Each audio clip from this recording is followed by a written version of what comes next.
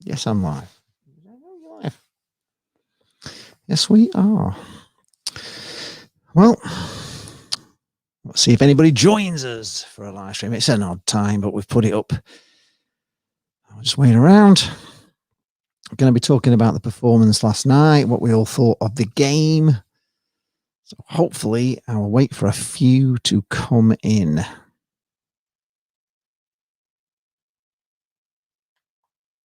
Oh, a couple have joined. Hello, 2 people watching. Just waiting for a few more to join us on the live stream. We can talk about the match last night. I did one of these last week and it went down quite well, so we might as well do another. Let's see how they go. Hello, Lewis. Comment up there. Hello, Lewis. Did you enjoy the game last night? We're going to be going through... Oh, Jane Stewart is here. Hello, Jane Stewart. Hello. I'm trying a little bit of new techers out as well, so it's a little bit different. I'm seeing... You think it was a cracking game, do you? I've been looking on View from the Tower, and it's very mixed opinions on A View from the Tower. A lot are saying that they didn't think we played very well last night. And I'm just wondering what you guys all think. Did we play well? Let's have a look. I'll go through some of these comments. 1950s Pill fan said, we won, which is obviously pleasing. We scored an extremely scruffy, rather fortunate first goal, and right at the end, an outstanding individual goal. Well, let's face it, the other 90 minutes, it was a very poor game between two teams who hardly played any football at all. Someone here are just blinded by the result and totally ignore what we've actually watched for an hour and a half. I know we had 8 out of which about 4 might have started, but you still can't deny what we saw. On the bright side, Stewart did well despite a glaring miss, along with Dougal should certainly give us a decent foundation in midfield. What were we all thinking about that? Are you feeling the same, that it wasn't a good game? Oh, Tyler's here. Hello, Tyler. Tyler Rowlandson. Hi, Tyler. He's a YouTuber from Charlton who comes on the FVP every week. Yes, we may well be above Charlton very soon. You do seem to be tripping up a little bit, I must admit. Jane Stewart is saying, hi, Jane. We caught them easily on the break and they couldn't shoot on target. Yes, I think they came set up to spoil. I think that was the main thing. They were very defensive and they were set up to stop us scoring. And I think that made it a difficult game. Hello, Tangerine Tom. Hello, Joseph Coyle. Hi. I'm just discussing the match last night. Joseph Billings says Blackpool are bad. Right, okay, Joseph. That's good. Well, we won 2-0 last night, so we weren't too bad. Were you watching the game, Joseph, or is that just your opinion that Blackpool are just bad at all times, or were bad last night? As I say, I've just... I've been reading a few of the posts on A View from the Tower as most of you do, and there's quite a bit of a disagreement on A View from the Tower. Was it a reserve side that was out? We're obviously missing Gary Medine. I thought we missed his hold-up play. I thought the first goal was rather fortuitous. I thought Marvin Ekpiteta didn't really know much about it. It just bounced off him, and it bounced in an incredible angle. Oh, Blackpool are back. Yeah, maybe Joseph does mean that, Jay. Maybe he does mean Blackpool are back. Joseph Billingsley is telling us that Sunderland knocked out Milton Keynes Dons out of the Papa John's Trophy. Did you really? Well, we're talking about the Blackpool win last night, which was 2-0. Blackpool 2, Northampton 0. And I'm just looking through comments on the fans' website. And as I say, there is a disagreement. Some are saying it was a decent game. Some are saying it was a very poor game, which was saved by the magnificent goal by Jerry Yates. I'm just going to do something a little bit different here. I'll try these new techers out. I'm going to change to a new overlay. There we are. That works. There we go. So that's the team that we put out last night for those that need reminding. Chris Maxwell at goal, actually. And did he get an assist for throwing out the ball to Jerry Yates? It was an amazing throw, wasn't it? Set him up and he just went on and did what he did, which if that had been a Premier League goal, if that had been a Premier League goal, they'd be talking about it for weeks. It was probably, I would say, it's one of the best goals I've ever seen at Bloomfield Road. It was incredible, and you've got to be a quality striker to be able to do that kind of move. It was just mind-blowingly good. It was so good. Yep, Ethan Kinsey's here. Yeah, all right, Ethan, totally agree with you. Thought it was a poor performance overall, but that goal from Jerry was absolutely class. Yes, it was. I need to move that overlay up slightly. So I'm just going to take that out of the way. Let's go back here. Let's see if I can just move myself up so I don't get covered by it. There we go. So I'm just checking out some new techer. So there we are. So now I'm a little bit higher, so I won't be covered by the comments. Who was your man of the match? If you post that in the comments, that would be great as well. Who would you have down as your man of the match? I'm thinking myself that Marvin Ekpiteta was just immense. What did we think about Kevin Stewart as well? I mean, I know he missed it wasn't exactly a sitter, but really he should have put it away, shouldn't he? I know it kind of hit the inside of the post and came out. He was very close, but from where he was, I thought it was a shame, really. It went past Matty Virtue and fell to him, really. I think whether it took him a little bit by surprise, because the ball, it looked like Matty Virtue was going to get there, but he didn't. But really, we should have won 3-0 last night, I thought. Let's have a look more of these comments. Somebody has said that Fleetwood and Sunderland couldn't score against Northampton Town. So there we are. We got 2. Should we have got another striker in? Did Ellis Sims play as well as you thought he would play? That's the other question I'm asking. So what do you think of Ellis Sims' performance? I thought at times he did some wonderful stuff, but I didn't think I would have liked to seen him playing alongside Medine and Yates probably as well. I would have liked a front three of those 3. Tangerine Tom. Hi, Tangerine Tom. I thought Kevin Stewart played well, but my man of the match is Ekpiteta.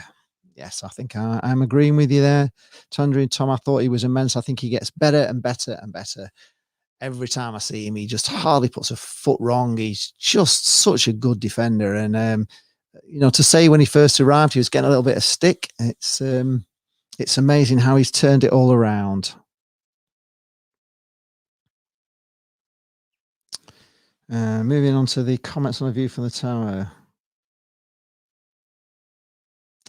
Yeah, they're saying that Jerry Yates has scored 10 goals in his last 18 games, and that is good enough for a promotion campaign. Yes, it is, but should we have brought somebody else in as well? Did we need another striker, especially seeing as Medine's injured? We don't know much about Medine's injury, but if Medine's going to be out for a while, we don't know about CJ, do we? Whether he's going to be back with his hamstring problems or not. We don't know when he's due back.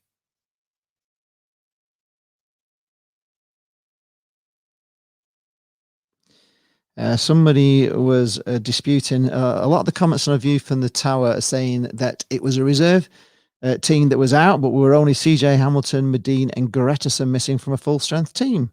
Thornley deputised and played well again. Granted, it wasn't as strong on the bench. We didn't really have a strong bench, did we? That was that was a little bit of a worry, to be honest.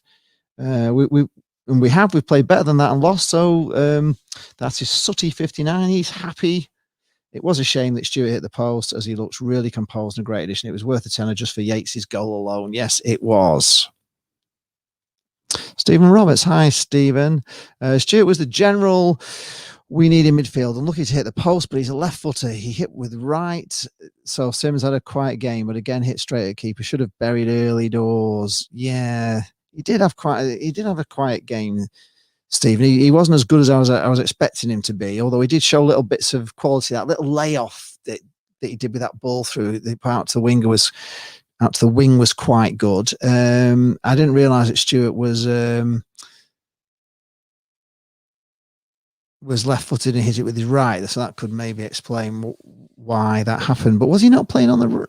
He was playing on the right of midfield, though, wasn't he? So if he's a left-footer, why is he playing on the right? I didn't know that. That's interesting. Tangerine Tom. Hi, Tangerine Tom. We only have 3 strikers. Well, I think we only do. I don't think you can really account Kai as a striker or CJ Hamilton as a striker. We've got Keshi Anderson, but again, he's out for the season, isn't he? So we've not got him. Bez, is he just a winger? So really, our strikers at the moment are Yates, Medine, and Sims, and we've got Medine injured. So do you think they might bring somebody in as a sort of an emergency loan? Because I was a bit disappointed on transfer deadline day that we didn't bring a striker in. To be honest, we brought a midfielder in, but we seem to have quite a lot of good midfielders. Oh, hello, Paul Folwell, Blue Nose, Birmingham City fan. Hi, Paul. Yes, it was a good win for us. So mixed. I'm just discussing the comments on a view from the tower at the moment, and it's Blackpool fans are in a little bit of disagreement as to whether it was a decent performance or not, even though the result was quite good, and it could have been 3-0. It really could have been 3-0. Stewart's chance was a real golden chance, but we didn't have that many chances. I didn't think we create quite as much. We definitely missed Medine up front for that. He does hold up play, but you've got to say Jerry Yates is. Oh yeah, we do Tangerine Tom. Yeah, but he never seems to. He's never even on the bench, is he? We've got this Ewan Bange who's recently signed a professional contract. He's a striker, a big tall lad as well, isn't he? He played in at Carlisle, didn't he? He came on in that defeat at Carlisle last season in the Papa John's or whatever it was. I think it was at Papa John's last season, but I don't know much about him. I've not seen him play, but apparently he is one for the future. But I'm surprised he doesn't get on the bench if we are short of strikers. He would be an option, wouldn't he? Let's move on down to the comments. Let's have a look. Somebody's saying that Garbett would be playing instead of Husband, but I thought Husband looked really good last night. I don't know about you, but I thought he did nothing wrong. I thought he was exceptional. He gets forward, doesn't he? He does like to get forward. Grant Ward somebody's saying Ward would like to get in place of Virtue, and Anderson would probably play instead of Kai. So that's first 6 teamers out in their opinion. That's a lot for any side to cope with. Perhaps not a reserve side, but in the strictest sense, but certainly a very weakened side. So were we a weakened side last night? Did you think we were? I thought we were definitely weakened by Medine being out. I really would have liked to have seen Sims, Medine and Yates together. I would have liked to have gone 4-3-3. We actually went with a 4-4-2, didn't we? Which we've all been saying is our best formation. I didn't think it was as good a game as Wolves, but I didn't think Northampton allowed us to play. I thought they came, very defensively minded, all of them back, all in their half.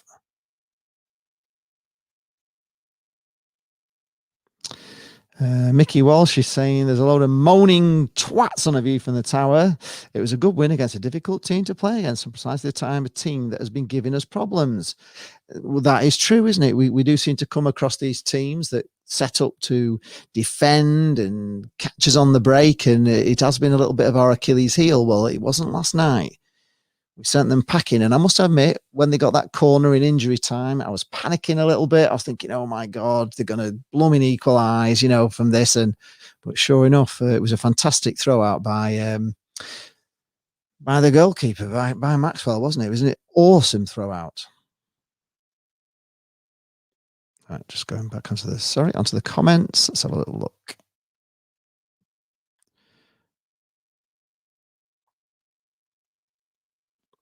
Who do we think will win when we're playing Charlton? Well, at the moment, Charlton fans are not happy. Blackpool fans are very happy.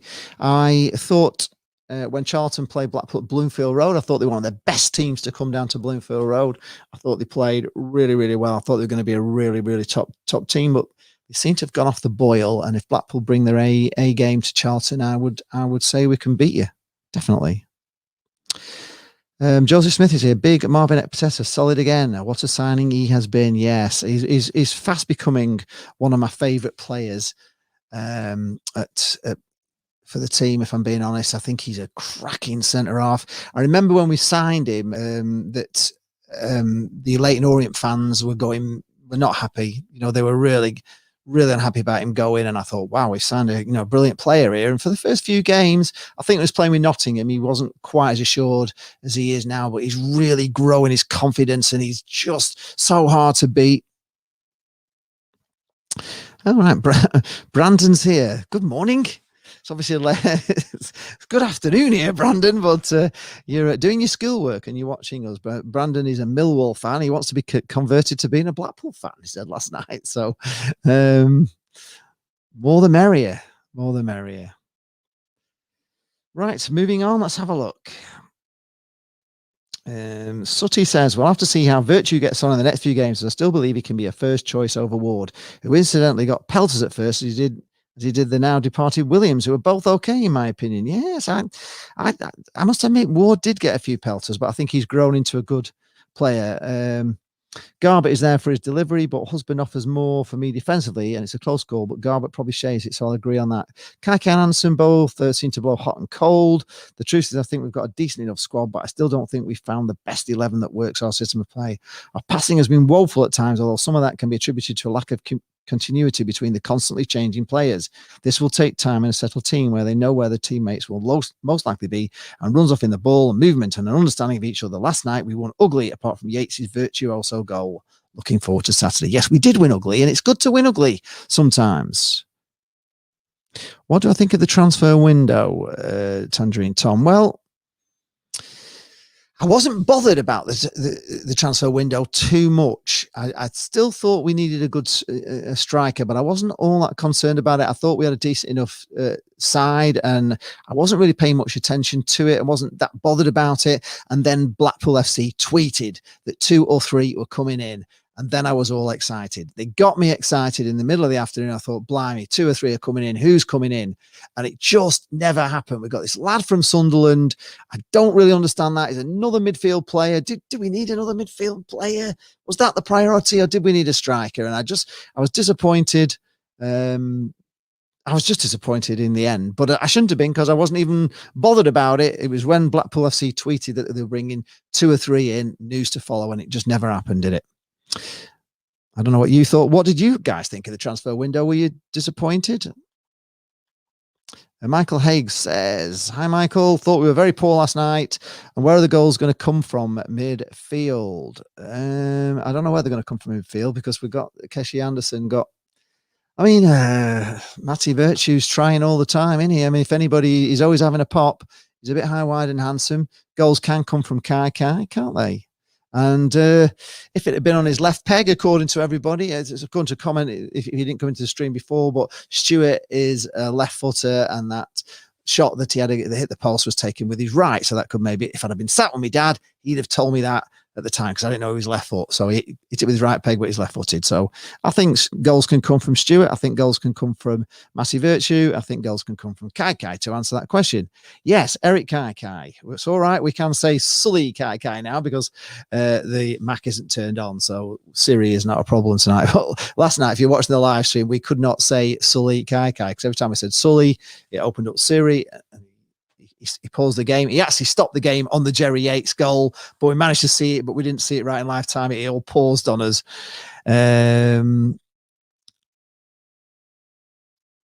Yeah, Ryan says Big Eric Kaikai was a great January signing. Hope he's as good as his brother Sully. Yes, very funny. We're going to have to laugh. I like that one. Yes, we had to call it Sully Eric last night. But yeah, his brother. And I thought Eric Sully did quite well last night.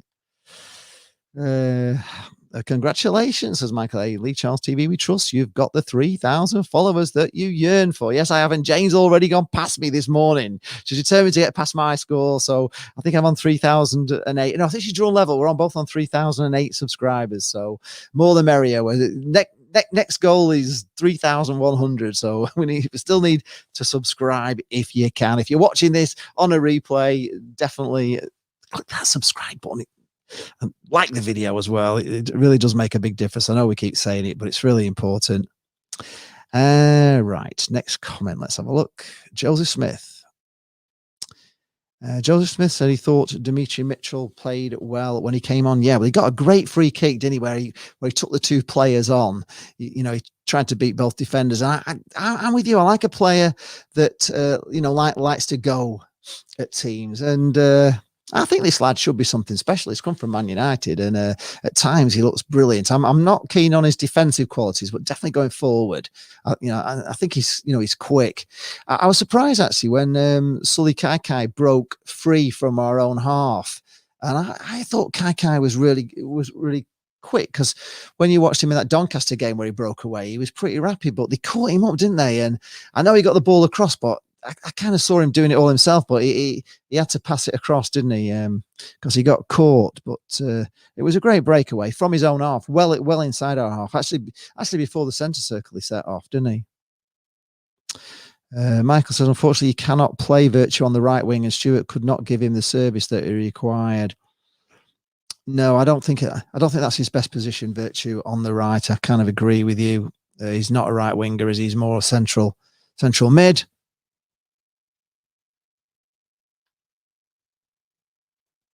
What's this? Michael says you need to step up the metal and do far more videos in lockdown to pump up your followers. What are your thoughts? Well, I'm trying to do these. I am trying to do a few more videos.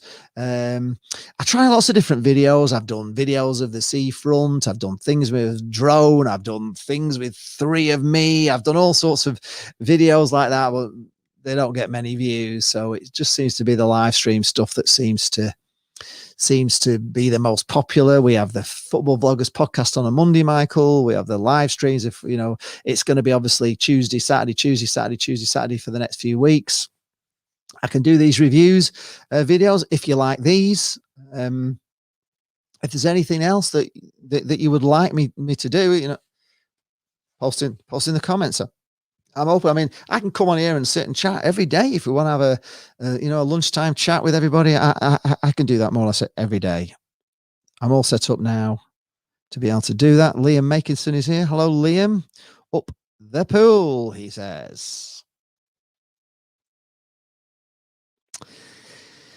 Yeah, Michael says, I could do getting a few more ex-players as well to do interviews on your channel. Yes, if I can, I will get them. I've been in contact with Crossy from the BFC ex-players, and there's supposed to be a few wanting to chat to me, but we're not getting so many at the moment. And again, they don't get as many views as the live streams. But if you guys want that, the plans are to do more of these interviews when we're in the Armfield Club. I've got it all set up for there. The Zoom calls are sometimes not the greatest quality. That's the only thing I find with them. And sometimes you're relying on their internet connections. Like I did Sean Barker, and his internet was bad. I had to edit it so much because it kept chopping out and everything. So there was a lot of edits done to that video to to make it actually work, because it was so bad. I mean, I'd actually do them in live time and have comments if you want. Maybe that's something I could do. I could bring a player in and let you know, and you can all comment and ask him questions in live if you'd like to do that. We could maybe do that.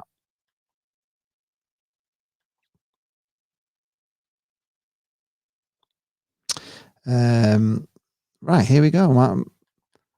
Michael is saying we currently have 10 players out. Who would be your first 11? Well, looking at the team there, Chris Maxwell, he would definitely be the goalie. Jordan Gabriel, I really like him. I really like him. I think he's great. Ekpateta, definitely. Didn't think Jordan Thornley did anything wrong last night. Thought James Husband was very solid. I'd have Kenny Dougal in.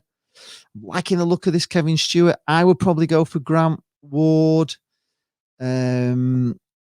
Obviously Medine and Jerry Yates would be my forwards, and it's just really whether you would go with a front three of Sims, Yates and Medine if Medine was fit, and then you would have to drop. Who would you drop then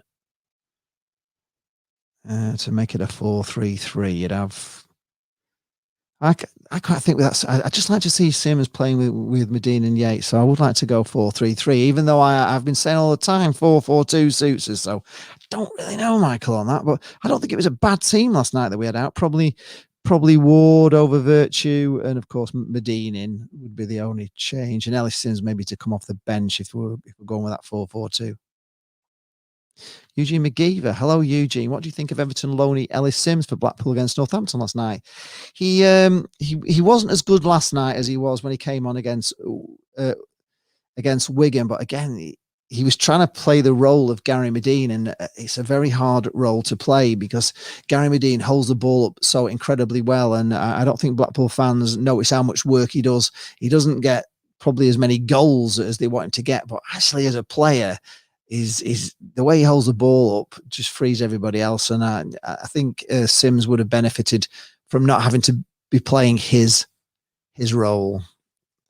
So it wasn't great. It wasn't as good as the one against Wigan, Eugene, but I think he's still definitely a good player. He just unfortunately was in a team that was a little bit not quite as strong as it should have been because of Medine being injured. Michael says egg potatoes was class at the back and covered every blade of grass. Yes, I think he's my man of the match.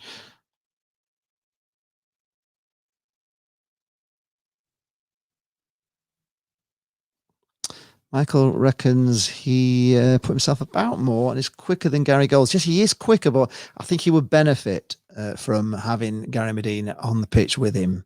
So he's not having to play the role of Gary Medine as well as being, the player he is. He could have got a goal, couldn't he? He had a nice breakthrough again, and again the keeper pulled off a wonder save against him. So he could have scored like last night quite easily. Yeah, Joseph.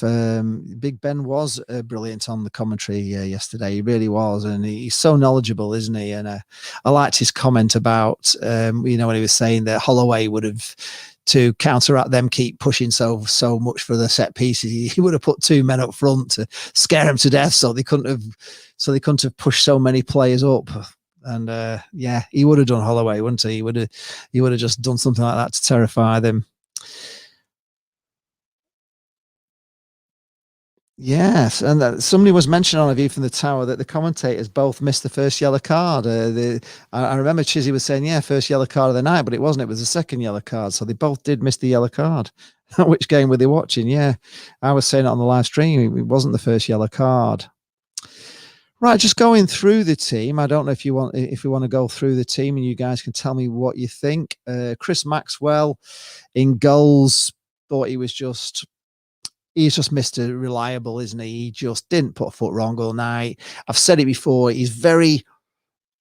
think one of his biggest qualities is that he is so awake and alive during the game, and he positions himself so perfectly that he's almost always in the correct position to make a save.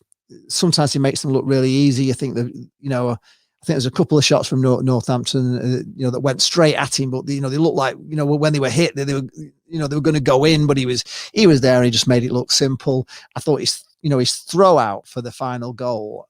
I mean, I couldn't even throw a marble to the halfway line, but he threw that ball over the halfway line. He just threw it out. I think it went past the halfway line and Yates just ran on and it set up. I was thinking at the time, what's he doing? He's throwing it out quick. We want to be wasting time. They just had this corner, but no, it was tremendous. So for me, Chris Maxwell, I thought he had a great game. What do you think about him? Just want to go to the comments. If you want to comment about Chris Maxwell, please let me know.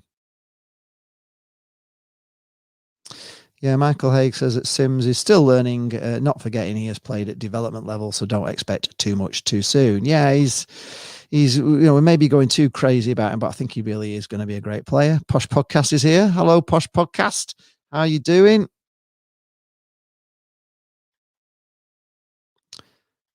Next comment.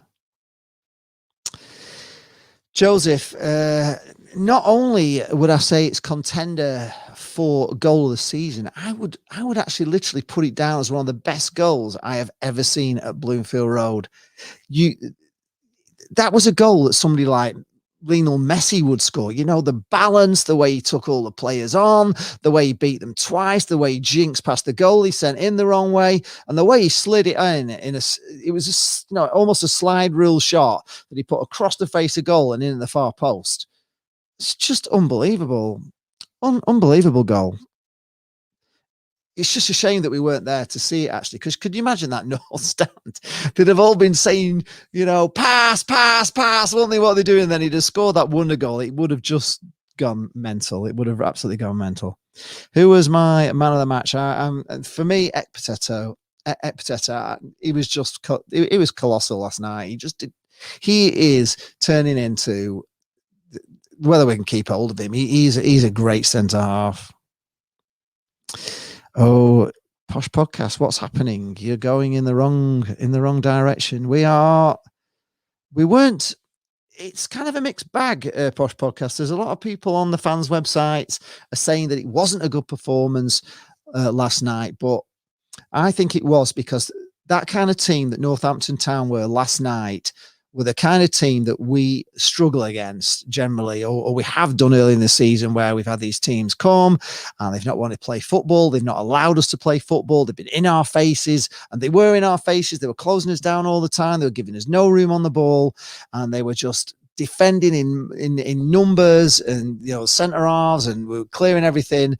And that's a kind of team that we just couldn't score against. And last night, we were saying we could have had 3, we could have had 4. Ellis Sims could have scored. He was clean through on the keeper, did wonders to get himself clean through on the keeper, and the keeper just pulled off a wonder save. Another great save at the near post. So that could have been a goal. And of course, the breakaway goal, Sully Kai passes it across to Stewart. And unfortunately, I've been told he's a left footer. He hit it with his right, hit the inside of the post and came out. And that could have been 3 if 4. Yes, I know, Peterborough going wrong. Yes, I don't know why you're going wrong, but you often do go wrong at this time of the season. It's kind of annual with Peterborough. You look like you're going up, and then you kind of stutter at the end. And there's a lot of teams up there at the top at the moment. Accrington Stanley are looking dangerous, really dangerous. You've got Doncaster; they keep winning. Lincoln City, should have beat Doncaster. To be fair, they had 2 penalties saved, and the crossbar, according to 18 Dapper on the podcast on Monday night. So, Lincoln, they may have lost to Doncaster, but still a good side. And you've got us coming. Eugene McGeever says, where do you think Blackpool will finish in the League One table this season? I think Blackpool will finish 8th in the League One. Ooh, just outside. I think we're going to sneak in the playoffs, Eugene. I really do. If we keep going like we're going, we're only just starting this run again, and the confidence, there's players to come back in, and we're starting to critically start to understand how to win games in this division. And we won ugly last night with a wonder goal as well at the end of it, but we won ugly, and that's what I like to see sometimes. I like to see us win ugly.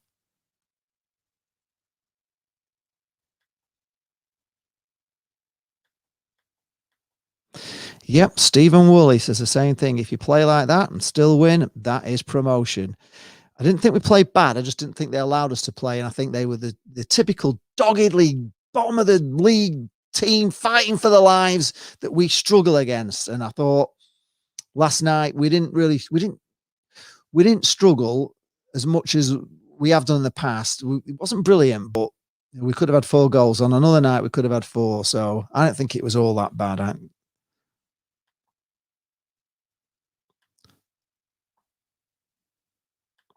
Yep, Michael is saying egg potato is a class act, and he will go all the way. He's very comfortable on the ball, and provided he works hard and stays injury free, he will play at the highest level. I tend to think he will. Michael Haig agrees with me. Yeah, Donny or Aki are my tip to win the league. Yeah, I don't know whether Aki can do it. I don't know whether Aki, I've got a ground to go up with, to be honest. I can't see that ground in the bloody championship. They need to do something with it, and they've got no money, have they? It says Coleman Aki has done a great job and set them up to a 5-3-2 system and done very well. Yeah, it's amazing that Nottingham's playing for them as well, and he was rubbish here, wasn't he? But yeah, I agree with you, Michael. Win your games at home, enjoy your games away, and that is promotion credentials. We've got Ipswich on Saturday, and for those that don't know, we've never ever won at Ipswich ever. So it's a ground we've never won at, and they're stuttering a bit. So I think it's a chance for us to get that first win at Ipswich, and it'll be sad to say that no Blackpool fans will be there. Joseph Smith, I hope we can make the playoffs. Do you think we can make the playoffs? Then we can hopefully have another trip to Wembley. I'm confident we're going to make the playoffs. I really am. There's a long way to go yet. We've got lots of games in hand. We've got lots of games at home. We've got Saturday, Tuesday. It's just whether we just have enough strikers. And we just don't know what the problem is with Medine. That's the problem. Right, just going back to a view from the tower. Let's see what else has been said. Somebody says, you've got to love Jerry Yates. He gets pelters from various people all season, but keeps silencing the critics. Into double figures now and a tireless worker. Every team needs a Jerry Yates. Yeah, somebody actually mentioned as well last night that Jerry Yates reminds them of a young Brett Ormrod in many ways. And I think he's got the lot, Jerry Yates. I think he's a great player. I think he does run tirelessly. Right to the end, obviously, as you saw in the game last night, when teams are tiring, he's still alive. I think it's been a shame that Critchley's taken him off in a few games. He's taken him off, and I didn't think he was the one to take off as a sub, and I'm glad he left him on last night.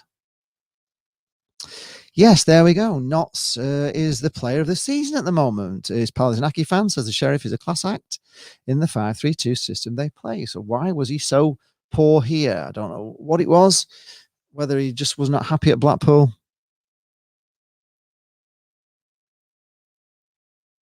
You rate him highly. Yeah, I rate him highly as well. That was you, was it? Class of 2010. Yeah, brilliant. I agree with you, Michael. He is a cracking player.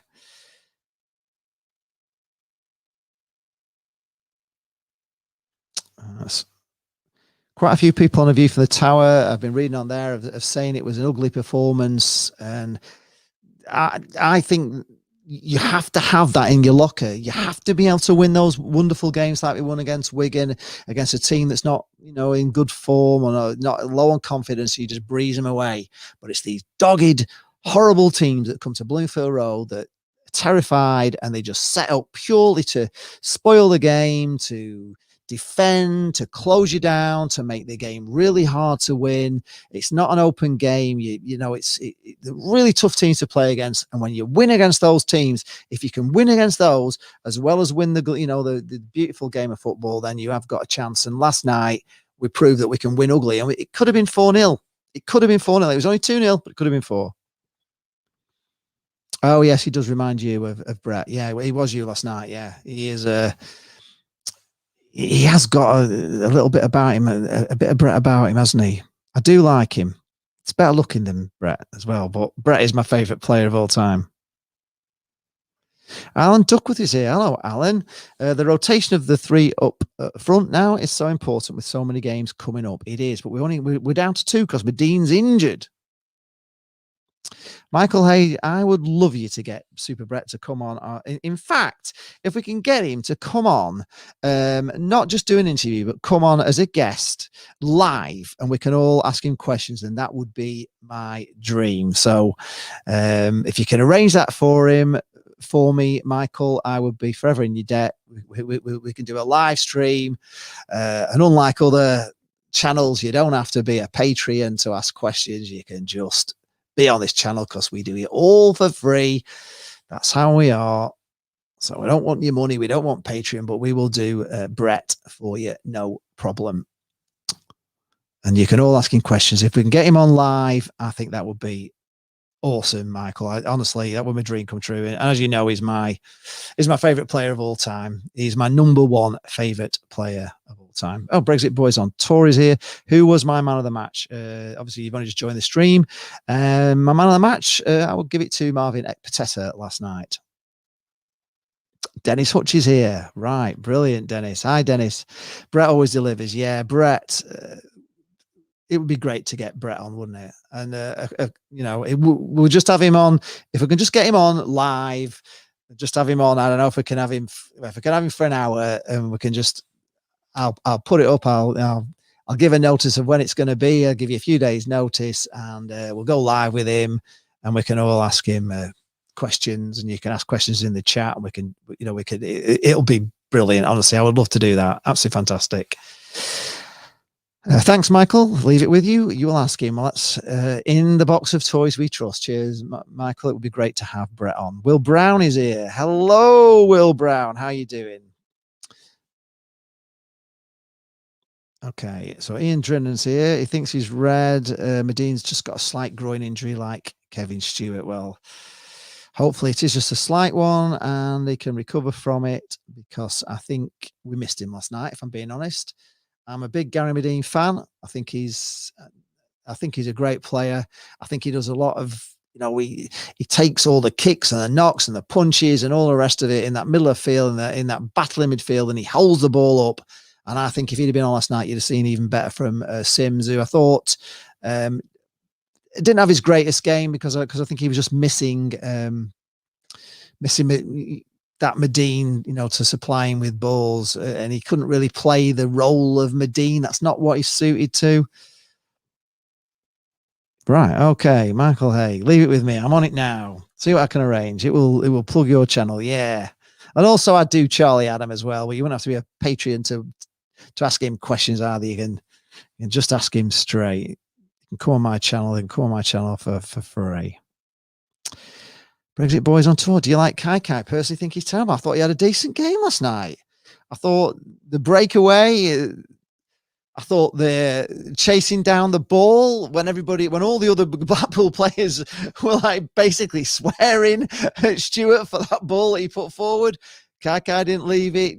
That trap on the line with the outside of his boot was phenomenal. The ball across was amazing. And I know it was like a rebound off Marvin Epiteta to go in, but it was all, down to him. I thought his free kicks were all right. I thought he did a great free kick, which the keeper got down to, but it was going in that bottom corner. Yeah, I didn't think Kai had a bad match at all. And, his ball across to Stewart should have been 2-0 really. The ball that came back off the inside of the post. Oh, right. Okay. So Dennis is saying, right. Critch says he's been playing through the groin injury for weeks. I expect him to be rested Saturday too. Yeah, well, if he has been playing for it for weeks, yeah. Well, it's not. You can have a thing called Patreon, which I could set up as well, where you can like pay a monthly fee. You can pay a $5 or a $10 or whatever it is to get certain access to certain things on my channel. So then I could stream, say if I was doing Brett, I could do in private, we could have a private video that only people that were paying me could watch. But I haven't got all that set up. We just do everything for free. So I know the other guys down, they have Patreon, and for their Patreon guys that support their channel, they're doing Charlie Adam. They're doing a Charlie Adam interview. And if you want to be part of the stream where you can ask him questions, then you have to be a Patreon to do that. I think they will show the stream after, but you can't comment on it. You can't ask Charlie Adam live. You've got to be a Patreon. And that's, obviously these things do need paying for. We're just very lucky with me that we do it all for Scotch Miss. But, it's each to their own. Maybe one day.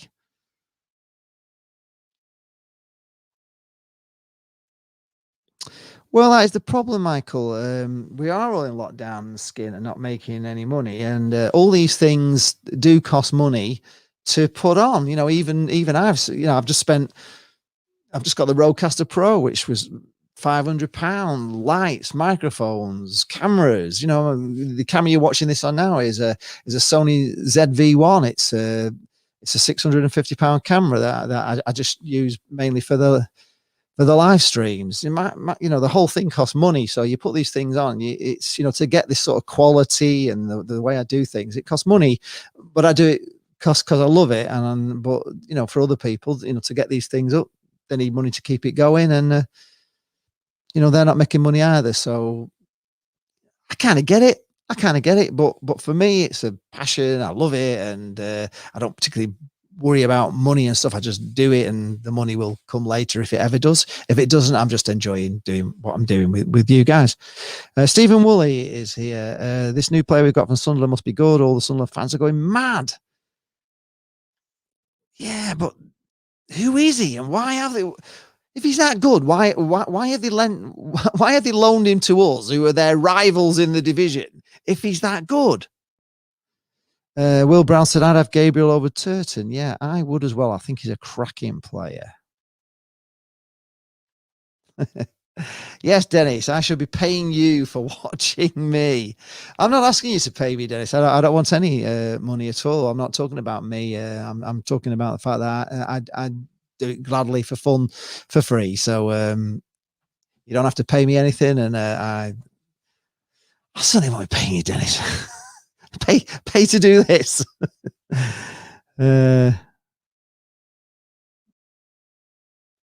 Yeah, of course. It is my choice to do, and you don't have to pay. It's not a thing, but there is channels that do. They have Patreon accounts, and those Patreon accounts can have special things. If they're paying, if somebody's paying me £20 a month to be a Patreon, then they should get some special sort of thing, and that's how other people run things. But we don't have Patreon, so no, just subscribe, like. It's all totally free. We just enjoy doing what we do, and we enjoy talking to you guys and putting these stuff on. Michael says I need to do more and more of this stuff. I need to do more. So here we are. Live on the internet talking about last night. Right, we're going to move on. I've done Chris Maxwell, Jordan Gabriel, Marvin Epiteta the next. For me, man of the match. Thought he was once again. He just did absolutely nothing wrong. He is a colossus, and he scored a goal again. So he's also becoming a goal scorer as well as being a great defender. Jordan Thornley. I can't say I can't say I noticed Jordan Thornley, so I would say he didn't have a bad game. He certainly didn't do anything wrong. So he didn't stand out to anything wrong. Yeah, cheers. No problem, Woodlin. We do it all for free. We enjoy doing it. Will Brown said he's a player. Yeah. Well, we didn't look too shaky last night, so we did all right. Is he better than Gretterson? Is he better than But is it Dennis? What you prefer? Thornley as cover over Husband? Yeah, do you mean when Husband comes into centre half role? He's not the best centre half, is he? I think Husband, just moving on to Husband last night, I thought once again, the last two games, Husband has looked really good. And I'm pleased to see that we're not getting sent off anymore. Do you know what I mean? I don't know whether that's down to Colin Calderwood, whether he's had it. Yeah, centre back. Yeah, totally, Dennis. I don't like Husband as a centre half. I think he's a better full back. I thought Husband, something's happened. I don't know whether it was the sending off or the two sendings off have calmed him down or whatever, and he's been he's being coached well by Calderwood, but we really haven't looked like having a player sent off. I mean, at one time it was, you'll probably remember back earlier in the season, it was, can we keep 11 men on the park? It was terrifying. We were getting men sent off in the first minute of the game, and it was dreadful. And you probably cast your mind back to AFC Wimbledon, where we got two players sent off, which I'm being honest, I didn't think either of them were sendings off. I thought they were very harsh. I thought the referee was an absolute TWAT on that night. He was a horrible ref. And I think we'd have beat AFC Wimbledon on that night if we'd have had 11 players on the pitch, because we just looked so much better than them. And we actually looked better than them with 9 men, if you remember. We finished the strongest with 9 men. So we'd have pulverised them with 11. But we seem to, since Colin Calderwood has come in, our defence has got more and more solid, and we are getting clean sheets now. Sometimes you could say it was a little bit fortunate, but you're always... you're never going to watch a football match and the opposition are not going to get a chance. That's not going to happen. I've watched football for years, and they're always going to get the odd chance. There's always going to be a ball that whizzes over the bar, or the keeper saves, or tips around the bar. And sometimes you have to have those little bits of luck. And I always think if you're playing really well and you're near the top of the table, that those little incidents do go in your favor. If you keep winning, it all just seems to go your way. And on the other side of the coin, if you're battling relegation, you're down at the bottom, those things don't go in. They either don't go in for your chances, you miss them, or the team you're playing just scores with one or two attacks that they have the whole game, and that's the way it goes when you're at the bottom of the league. And I think you've got to earn that sort of luck, and I think Blackpool are starting to earn that luck now because we're playing well, and I think we're getting a little bit of rub of the green on chances.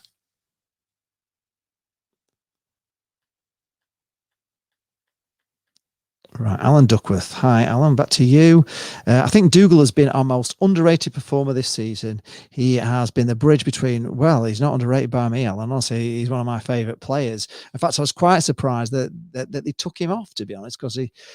But the only thing I was saying to Jane was he's just had COVID, and maybe he was feeling it a little bit, and he wasn't quite fit because I mean, he's only just come back from being isolated in COVID, so.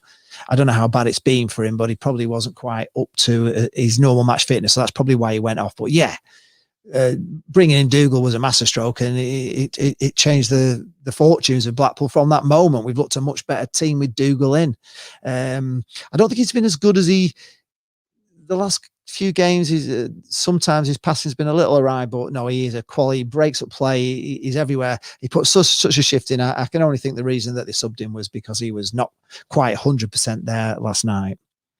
Stephen Woolley is saying, good job players not getting sent off. Now it would have bankrupt Simon. Yeah, but they're not getting sent off, are they? we're not looking like a team that are going to get players sent off. In fact, very few bookings really. I don't think we got booked last night, which is great, because at one time we really were a bit of a laughing joke at the amount of red cards we were getting, but that's all changed. And I also think if you're a team that are seen as not being a dirty side, and you haven't got many sendings off and not many yellow cards and not many that sort of thing, I think referees kind of see that, and they kind of judge it accordingly. But if you've got a reputation of being a team that gets men sent off, loads of booking, they're looking to book you. I would probably be, and if you saw the record of a team and saying, oh God, these are a dirty team, I'm going to keep an eye on these, and you'd be harsh on them. One Rovers Vlogs is here. Hi, One Rovers Vlogs. Afternoon league. Great win for you guys last night. We're in big trouble. I'm guessing you saw our result. Yes, we did. And it was a bit of a disaster. I was quite surprised actually, because I was actually banking. Well, I was hoping on Bristol Rovers giving Accrington Stanley a game, because I thought when we played you, I thought you looked quite good. I said to you, I think you're going to get out of trouble. You're too good, but it's that same old problem that I'm saying now. You're down at the bottom of the league, and when you're down at the bottom of the league, things just don't go right. And teams that you're playing, I've won the games against you. I've seen it all. I've been relegated before with Blackpool, and I've seen it all. When you can just see it's hard to get out of it. So just hope you can turn it around. Michael Hay, yeah, you cannot see where the goals are coming from out of the midfield. Well, I've kind of already said this already. Matty Virtue is forever trying it on. He scored a goal against Wigan. He's been a bit high, wide, and handsome. That Dimitri Mitchell looks like he'll have a go. Stewart could have scored last night if it had been on his left peg rather than his right. He had a chance to. Should have scored, really. So that should have been a goal. I don't know. Dougal, obviously, not all your midfielders. Sully Kai. I mean, it was a great free kick he took. I mean, the keeper was down at his bottom post, but it could have gone in. He can hit him. So I think there's quite a few places. Bez Labala will have a go. But as long as the midfielder putting the ball somewhere to our strikers, I think we've got, and if not, we've always got Marvin Ekpiteta can score. Right, here we go. One Rovers Vlogs. So your defending was awful, and your players aren't playing for the badge or the manager.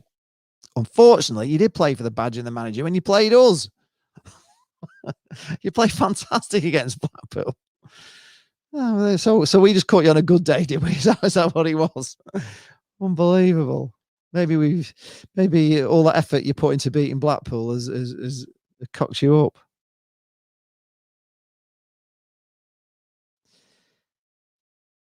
I'm just sorry. I'm just checking the if there's any more posts on my view from the tower.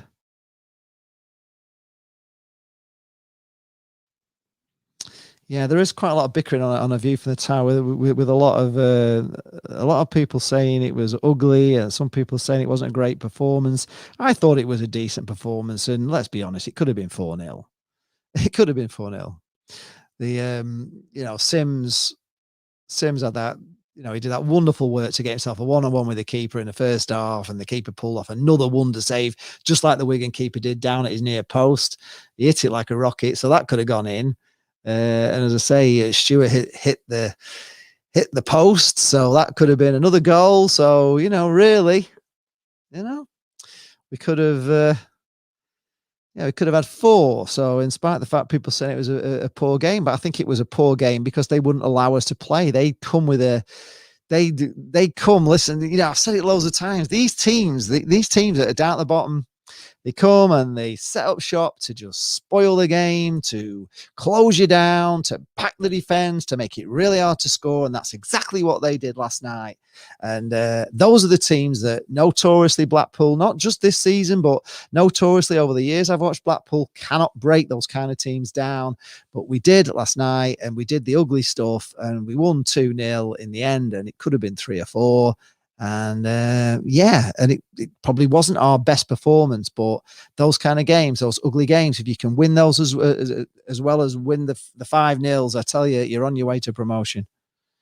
I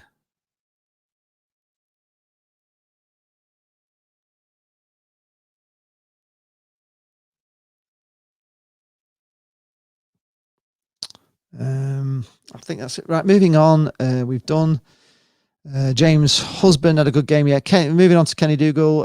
I totally agree with you, Michael, that Kenny Dougal is just, well, and the other poster, Kenny Dougal has been a transformation. Kevin Stewart, he didn't do much wrong, did he? He looked pretty steady, Eddie. He kind of did that very strange knock forward, which Kai managed to bring down with the outside of his boot and put across for the first goal. And I wasn't quite sure what he'd done. I don't think any of the Blackpool players, they were all basically shouting at him, weren't they? And then suddenly realised that it was still in play. So he should have scored on his debut, his home debut, which would have been a great start for him. But he doesn't look so bad at all. I missed a couple of comments here, so let's just go back a little bit. David Scholes is here. Hello, David. Hi. The new guy from Sunderland is an attacking midfielder, isn't he? I think he is. So maybe that might answer Michael's problems with that. But again, we don't know much about him, so we've not seen him yet. He wasn't on the bench yet. I suppose he'll.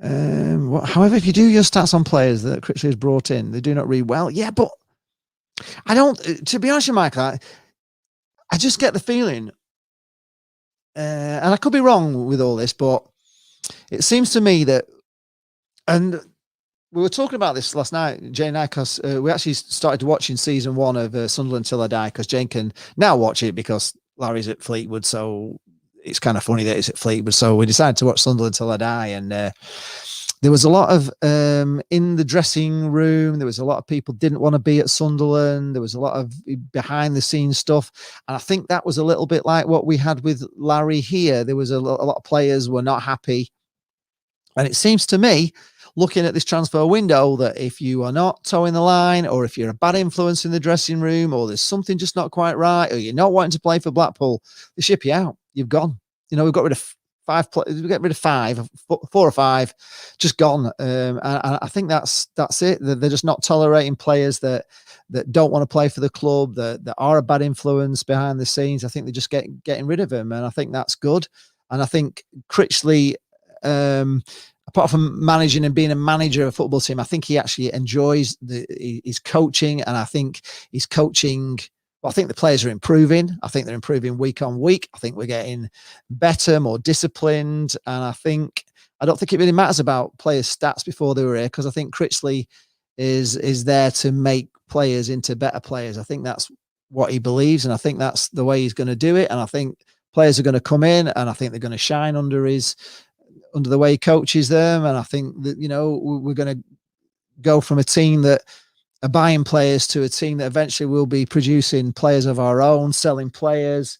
And I would like to see that, a steady stream of great players coming through to replace great players that have been sold on for millions. And I think that for me, that's the way I thought Holloway was going to do it when he said he was going to create something at Blackpool on his epic Wembley speech. And I think that's the way Blackpool are going.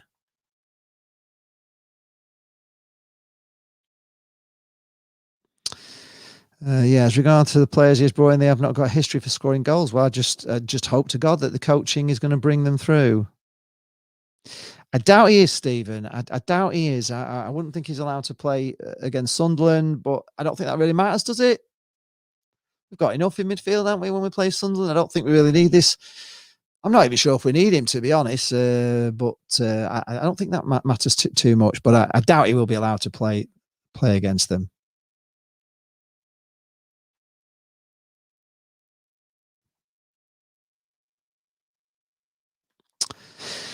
Yeah, he's a winger, someone we desperately need. However, he's played 21 games for the Mackems and only scored 1 goal, but he's an attacking player. Let's see. Think he will start Saturday? Well, if he's as long as he's an attacking player, I like attacking players.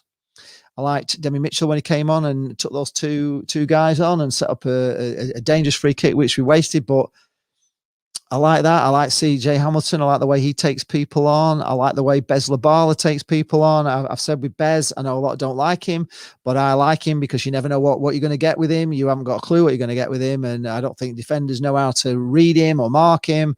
And sometimes it comes off, sometimes it doesn't. But I like a player that takes him on. I don't like trying to pass through a team all the time because it's so hard. But it's just like Jerry Yates scoring that goal last night. Defenders can't defend against that.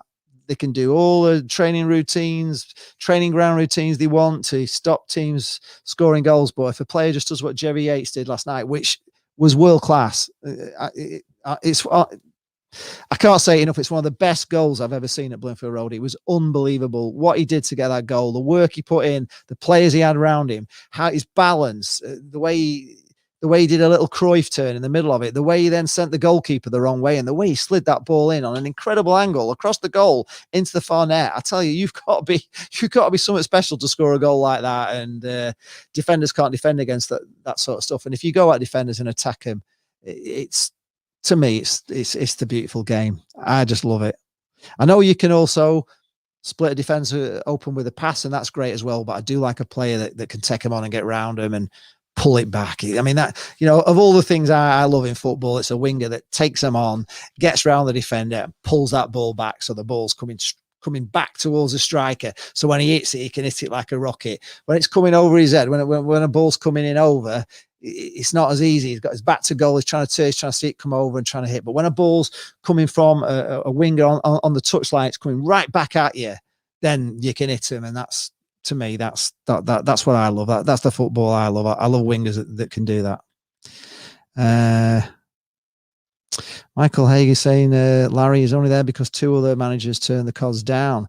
Well, I'm not surprised really with the fact that Joey Barton's left because he wasn't allowed to buy players. I don't know whether that's the EFL rule or whether Andy Pilly's put that in. He's not allowing any more money going out, but it's Fleetwood are struggling a little bit, and which they always will, really, without money being pumped in.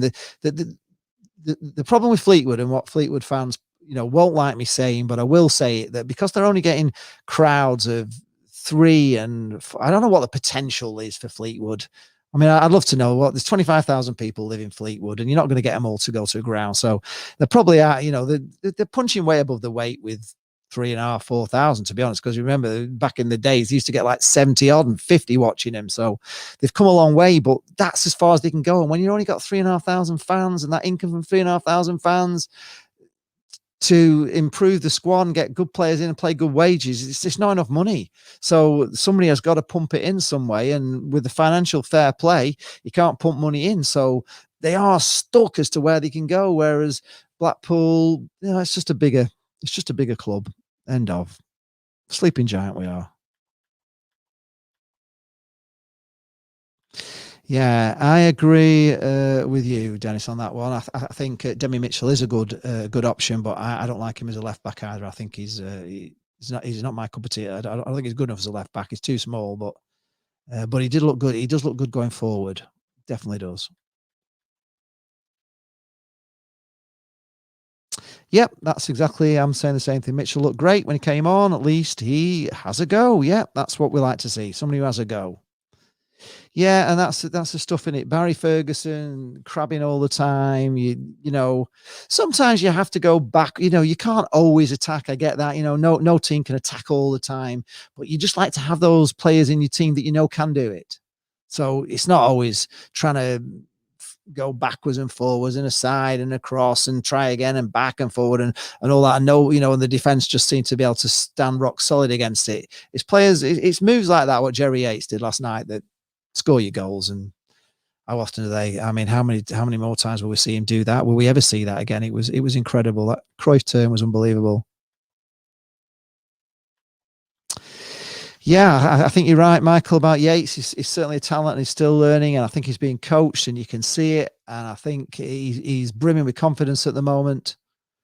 Michael, I know you've told me you think that Pilly's lost interest. Well, you would do, really, because he's just pumping it in all the time, isn't he? He's either got to pump money in or it's going nowhere. And the trouble for Pilly, and I've said it before, and the trouble for Dog Food Dave, it's the same problem for them both with Dog Food with AFC Fylde and with Pilly with Fleetwood, is that it was wonderful. Both their plans were wonderful. As long as the Oystons were at Blackpool and Blackpool fans were not going to matches, not a penny more, it was beautiful for them. But the minute Blackpool came back, then all their plans, they might as well just throw them out the window, because once Blackpool fans, you know, they've only, you know, the people that are watching Fleetwood have really, they picked them up. The majority of them, they'll have picked them up from people who were not a penny more, who who wanted to watch football. Same with AFC Fylde.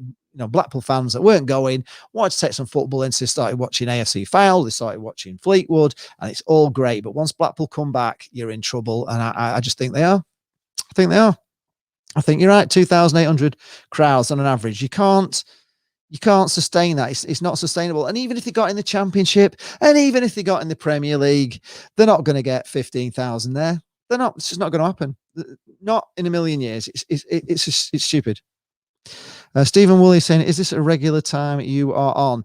Well, I did one last week, Stephen. I did it about 4:00, so it's not a regular time. I just people can catch this on the rerun after. You know, it will be there as a video on YouTube to be watched live. But I am thinking of doing some sort of review.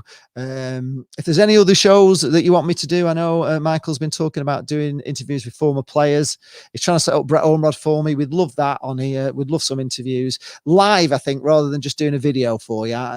I've done a few videos and I've edited them and, you know, made them good, done lots of edit with them. But I think at the end of the day, if we can get the footballers in and you can ask questions in the comments and we can fire them at the players, I just think it'll be great. And I think you'll have a much better time watching them if you can interact with Brett Ormrod and he can answer your questions and talk to you live. I think that'll be really good. So I think that's the plan, really. More live stuff at the moment. I know we're all stuck in lockdown. I'm bored, so I might as well come on and talk about football with you. We're talking, if you've just joined the stream, I can see a few more have come in, that we're talking about the match last night. I've been going a little bit of my thoughts on the players. I've also been looking on a view from the tower, because there's a lot of arguments going on about, was that a great performance? Was it a bad performance? What did we win ugly? Some people are saying it was rubbish. Some people are saying we had a lot of, it was a reserve team out, which I disagree with. There were, a lot of those players I was quite happy to have in. I thought we played well against an ugly team. Let's just move down the comments. Yeah, in the Northwest League, they were averaging crowds of 100. Yeah, they've got a very small fan base. Sure, yeah. The back pass, the side pass kid. Oh, Sebi's here. Hello, Seb. Yeah, good game. Yates, Sebi. Well, you play a lot of football, and it was an amazing goal, wasn't it? I mean, I've just been saying that.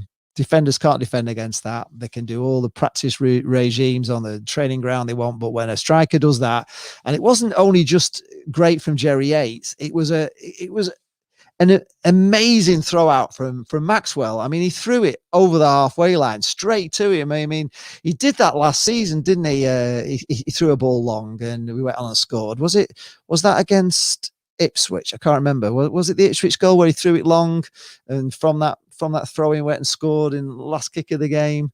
You have to remind me which game it was. It was either Ipswich. I think it was the Ipswich game, but yeah, he's done that before, and I was almost going to scream on the live stream because I was like, "What's he doing, throwing it out fast? Why are we taking a quick like throw out?" Because I was thinking we're going to be wasting time. We've got 3 minutes to go, but it was a wonder throw out, and it was a wonder goal. And if that was Premier League, you know, if that was a Liverpool player, they'd be showing it all season. It probably would win goal of the season in the Premier League, and it probably will not be seen by many people. But you know, for me, I'm just glad I was here to see that goal. I think it was amazing. Michael, we as Blackpool FC fans are so lucky to have Simon Sadler as an owner, and like a Brett, one of our directors on the board, who is big pals with Simon, says Sadler is our dream owner. Well, he is, isn't he? He's fantastic. I can't knock him at all. I think he's come in with a very it's such a contrast to the Oystons in many ways. He's putting his money where his mouth is. He's doing stuff to the stadium. He's got future plans for the stadium. He's sorted out the training ground, so at least they've got some facilities down there, but they're looking for a new training ground. So there's lots of positives. The only thing you know, for me, is they're not engaging with the fans as much as I would like them to. I don't know whether they're scared of us, but I mean, they don't engage with us at all. But it doesn't matter. I don't want to be part of Blackpool Football Club, but they're just very quiet and keep themselves. Maybe that's a good thing, and maybe that's the best thing. But I can't knock him. I absolutely love him, and I think he's a great owner, and I just think he gives us hope again. I think under the Oysters, when we went in the Premier League and we did what we did, and then we came out and had nothing to show for it, there was just no hope in following the club. There was no point to it anymore. There was no dream anymore. There was just nothing. There was just so much in the way of supporting a football club, which is why, well, we all went not a penny more, you know, apart from the fact that they were suing fans. But it was just the fact that I remember the incident where the guy held up the paper and said, you know, we are thieves, not, you know, he crossed out the not and put it up. I can't remember who the guy was. He got in trouble for it, didn't he? It was on Sky. But I remember posting on the forums at the time and saying, but they are thieves because they've stolen the dreams of football fans. And that would have been my argument, not the money particularly, but just the hope and the dreams of football fans. You can't do all that and get to Wembley and get 90 odd million pounds and then just take all the money and just suck and go right back down all the divisions. It's just, you can't dream about where you're going to go, you know, where the club can go. Can you ever get back to the Premier? If you get back to the Premier League, it don't make any difference because they won't spend any money. And, you know, you were not going to stay there. And so it was just all, he just killed it. But now with Simon Sadler, I've got those dreams back again. I'm starting to think that we can be the force that I thought we could have been the first time we went in the Premier League, to be honest, because I think Blackpool are a sleeping giant.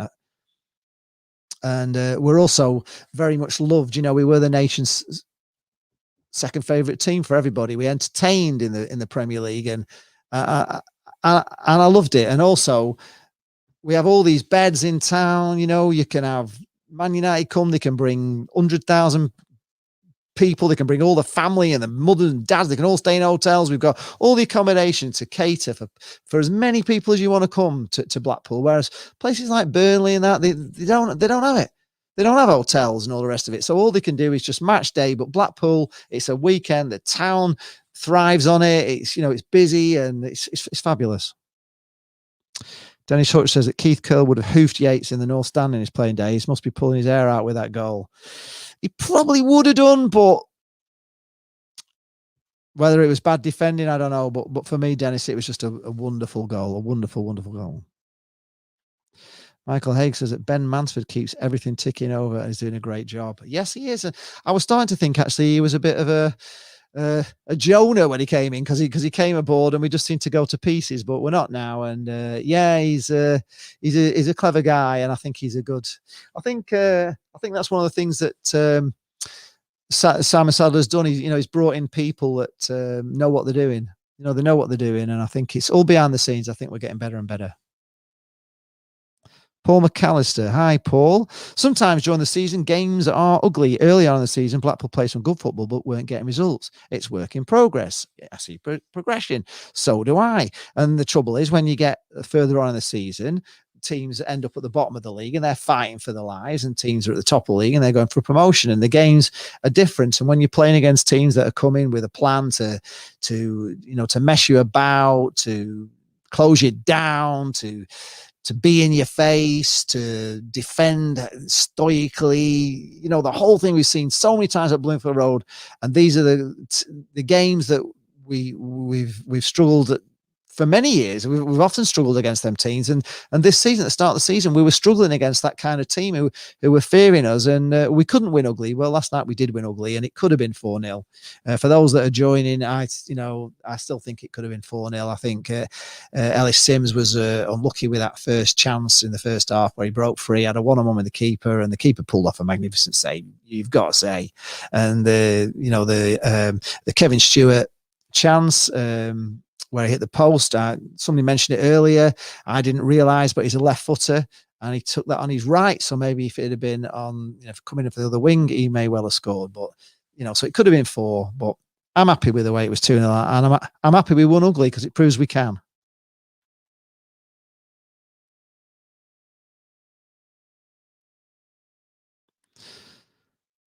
Would I like the other Brett? Yeah, I actually spoke. Funnily enough, I spoke to Brett Garrity. You're talking about, are you Brett Garrity, the like the assistant or whatever he is there? I spoke to him in the first, when I went to the Simon Sadler meeting, and he said he would actually come on my channel. So yeah, I'd love to have him on. Actually, I would love to have him on. So yeah, and I would have a Q&A with him. Yeah. 100%, yeah.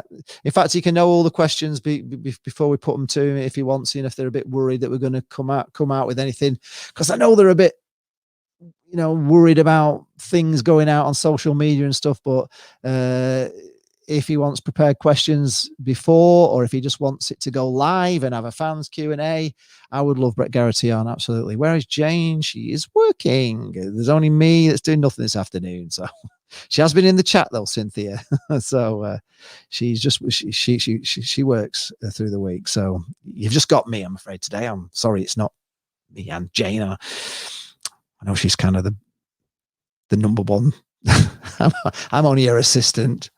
Michael Haig says Maxwell is the best keeper in League One. I think he's amazing. Honestly, he's Jane's favourite player, and I think he is. He had an incredible game last night. It was awesome.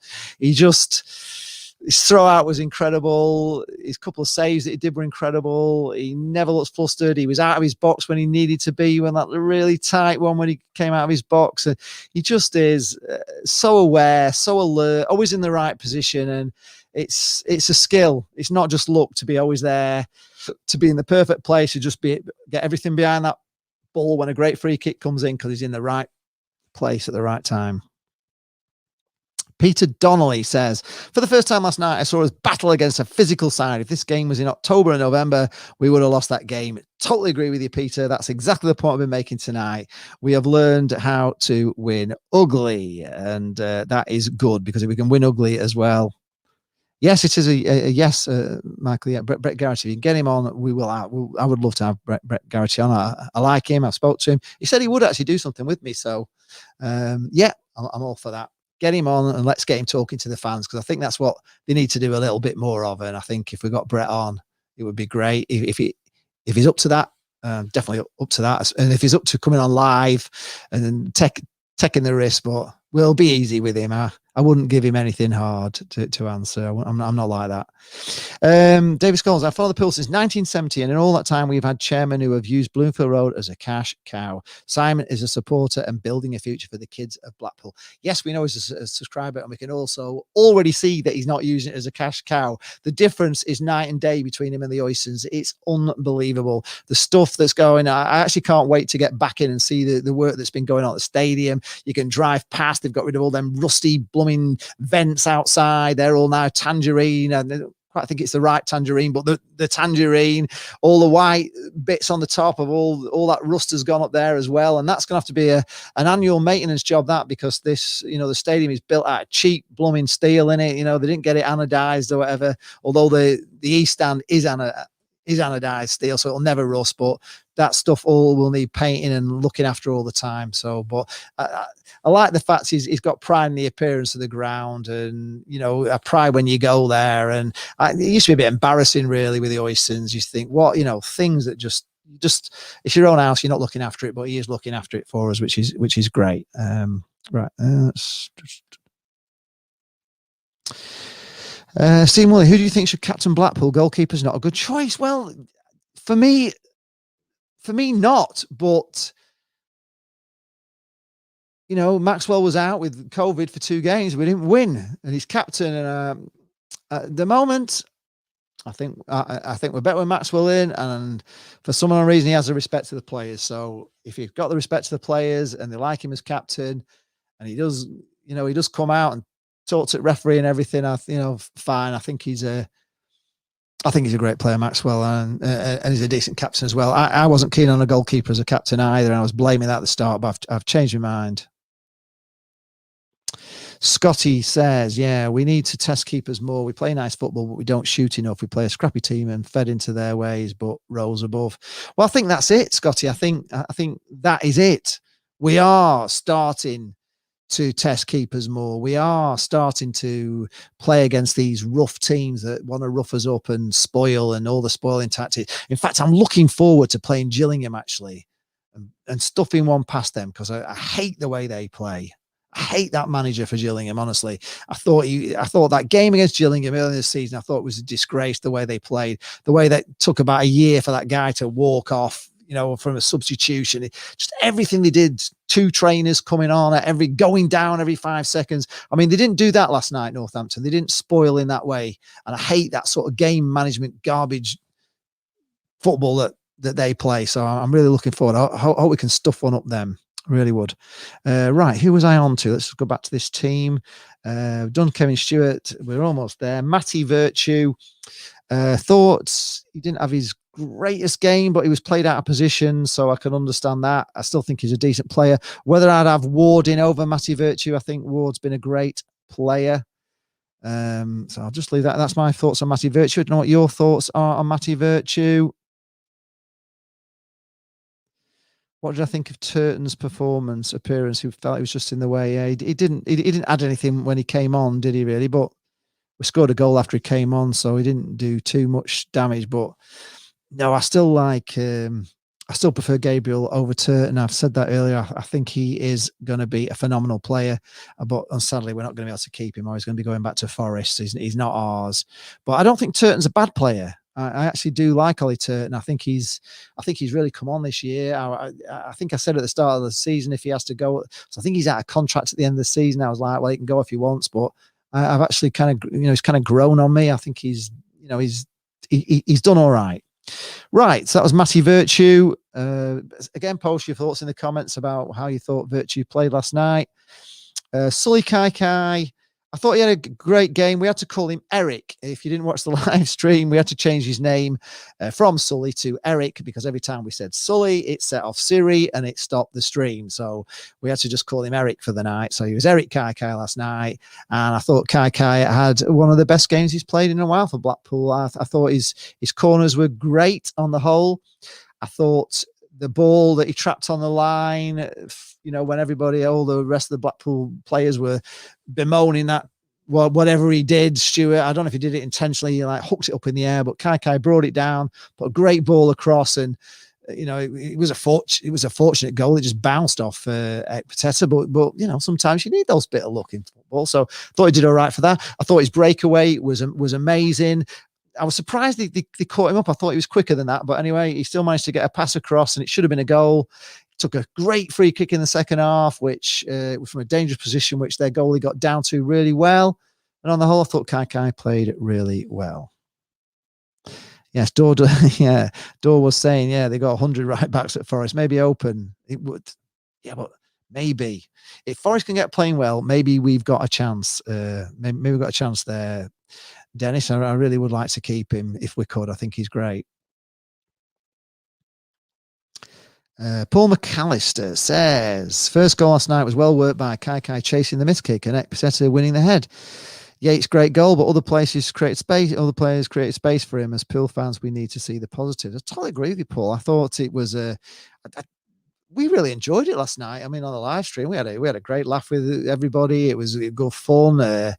It just got a little bit nervy towards the end. There was a little spell up until Yates scored. Really, they were trying their best to get an equaliser. We got that corner.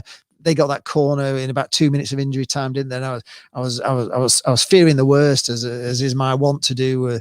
But we dealt with it and scored a great winner and put the game to bed. And no, I thought it was a good game last night. And there were a few players missing, and you've got to take the fact that maybe Kenny Dougal has been out with COVID. He maybe wasn't as fit as he normally is, and that's maybe why they subbed him off. But I thought it was a decent performance without Gary Medine as well. And I thought we missed Medine a bit. I do think we missed Medine on the night. Right. Yeah, he's a great crosser of a ball, Kai. Yeah, I agree with you. I thought it was good to start him, really, because he has been struggling for goals. And apart from that, looks to have gained some confidence. I think he has. And I think Critchley's he's a bit of an odd one, Kai. I don't know whether he has sort of, issues like mentally. I don't know, I don't know what it is with him. But there's certainly a great player there. And I think at times he's very, very exciting. He's a very exciting player when he does exciting things. He can do exciting things, and when he does them, they are exciting. Ellis Sims we're almost at the end. Ellis Sims, I thought he had a decent game under difficult circumstances. I think he would have had a better game if Medine had been on and not been off injured, because I think he would have fed off Medine. I don't think he played the Medine role of holding the ball up as well as Gary Medine, because Gary Medine's got years of experience. He's been a £6 million player. He's played in the Premier League. He's just a big unit, and he takes all the pushes and the shoves and the kicks and the elbows and everything that he gets in the middle of the field, holds the ball up really well. In fact, you may remember his little back heel that he did against Wigan. It was amazing on the touchline. He's just such a good player. He may not score as many goals we would like him to, but for his all-around play, I think he's exceptional. I think Ellis Sims suffered through not having him on the pitch, but I thought he did some good things, Ellis Sims, last night. That little layoff that he did, that long ball that came through, he did like a little layoff out to the winger, was amazing. He should have scored. He was not. I'm not saying should have scored. He was unlucky not to score. It was a great shot. It was just a great save. Samir Handra is here. Good performance. Are you referring to Ellis Sims there on that one? I would probably think you are. If you are, Samir, I agree with you. It was a good performance. Not as good as I'd hoped, but I think it was the fact that Medine wasn't on. Yeah, well, I know what you're saying, Michael. His play is great. It's a shame he lacks the pace to his game. Sometimes he does have a bit of pace. I mean, he scored that goal the other week, and he just had pace from nowhere, didn't he, to put that one away? It was brilliant. The last game at home, super goal. And apparently he's been playing with a bit of a groin injury, so they're saying. So maybe that's why he's not quite as quick as he should be. But then again, Charlie didn't have the greatest amount of pace, did he? And he was still a great player. It's not always about pace; it's about vision and being comfortable, and just seeing the game ahead. Yeah, Sammy, he did have a decent game. Right, here we go. Neil Michaels, as an Everton fan, I'm interested in your take on Sims. In youth football, he has basically been about scoring goals. Hold-up play has been less of a feature, but he needs to develop that. Well, that's it. he wouldn't have had to have his hold-up play if Gary Medina hadn't been injured last night. Unfortunately, Gary Medina was, and he came in replace of Gary Medina, who is who is a good striker, and he's also his hold-up play is great.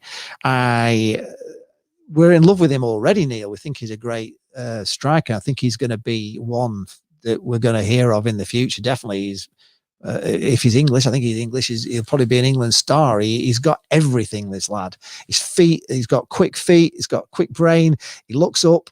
He's just a good player, and I thought he was all right. Paul, I thought he did all right, and I know he scored 48 goals in 48 games for Everton. So he was 2-2. He's now 2-3. So he's dropped a little bit off his scoring record, but to keep up 48 in 48 will be phenomenal if he can keep that up at league football as well. But yeah, no, we like him. We won't be able to keep him. Critchley will do really well to coach him, and he'll come back a better player even now because he's got one of the best coaches in the country. In the world, actually. I think Critchley is one of the top coaches in the world coaching him, so he'll be fine. We must keep Thornley, says Paul. Yes, he didn't do anything wrong, did he? He had a good game last night. Did nothing wrong. I didn't notice anything wrong, so for me, he looked all right.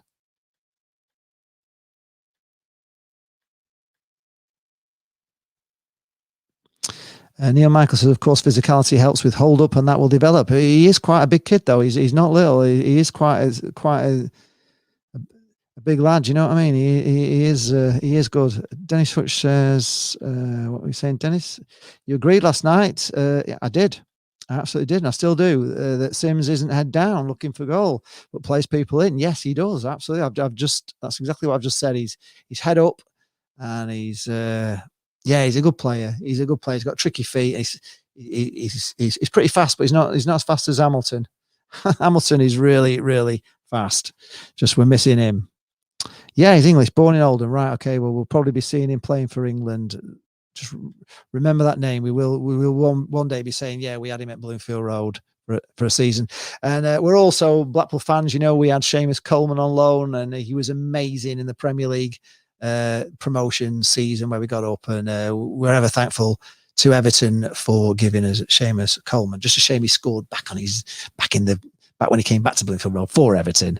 But in a game that we should have won, actually, because it was 2-2, but we scored a good goal in injury time. Marlon Airwood scored an absolutely brilliant goal. He got pulled back for a foul that never was anywhere. It was just a wonder goal, and that would have won us the game. And those 2 points would have stayed up. Still rankles me now. I remember, actually, funnily enough, I'll tell you a story because now you're an Everton fan in here, but we were watching the match. It was Everton versus Blackpool. We're in the Premier League, and I'm with my dad, bless him, and I'm saying to my dad, I'm saying, blooming heck, I'm saying, like, Everton were phenomenal. I'm saying to my dad, this is the best football I've ever seen in my life. Everton are just unbelievable. I said, but the most unbelievable thing is we're actually playing better than Everton. And it was like it really was. You had to pinch yourself in that Premier League season. That time, Blackpool were amazing. And we were better than Everton on that day. We deserved to win. And Everton were fantastic. And also, we scored, I don't know how many did we score at Everton, and blooming lost as well. That was crazy. Neil Michael says he scored 8 in 12 for the under-23s this season before he moved to the pool. Yeah, he's a good player. He really is a good player. He's going to be a great player. I just think he would have been better on if Medina had been on.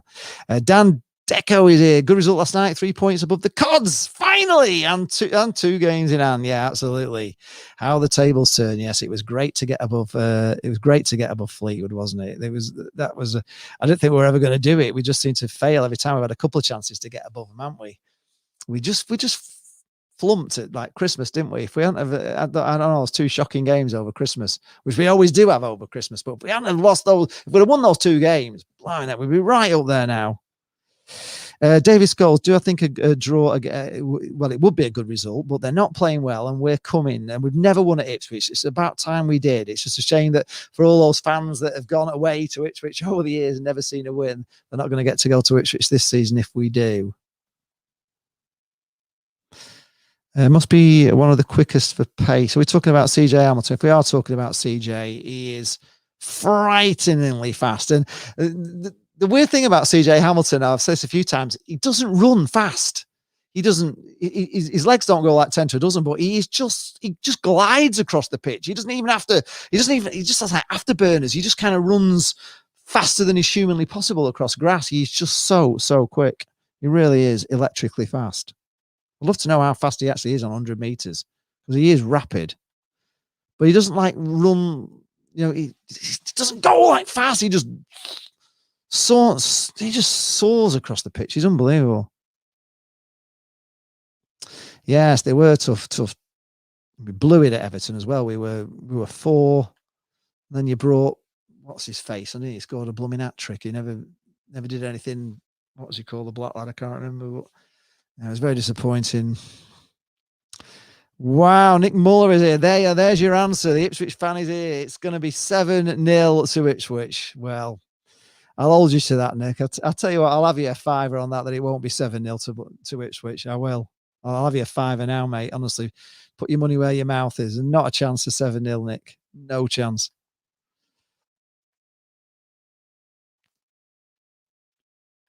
Certainly not the way you're playing, the way we are. Right. I didn't realise you would have stayed up with those 2 points. Yeah, we would. We went down on goal difference. We went down on goal difference. Just 1 point would have made us stay up. Went down a bloody goal difference. Yep. Yeah, who stayed up before us instead of us? Bloody Wigan. Look where they are now.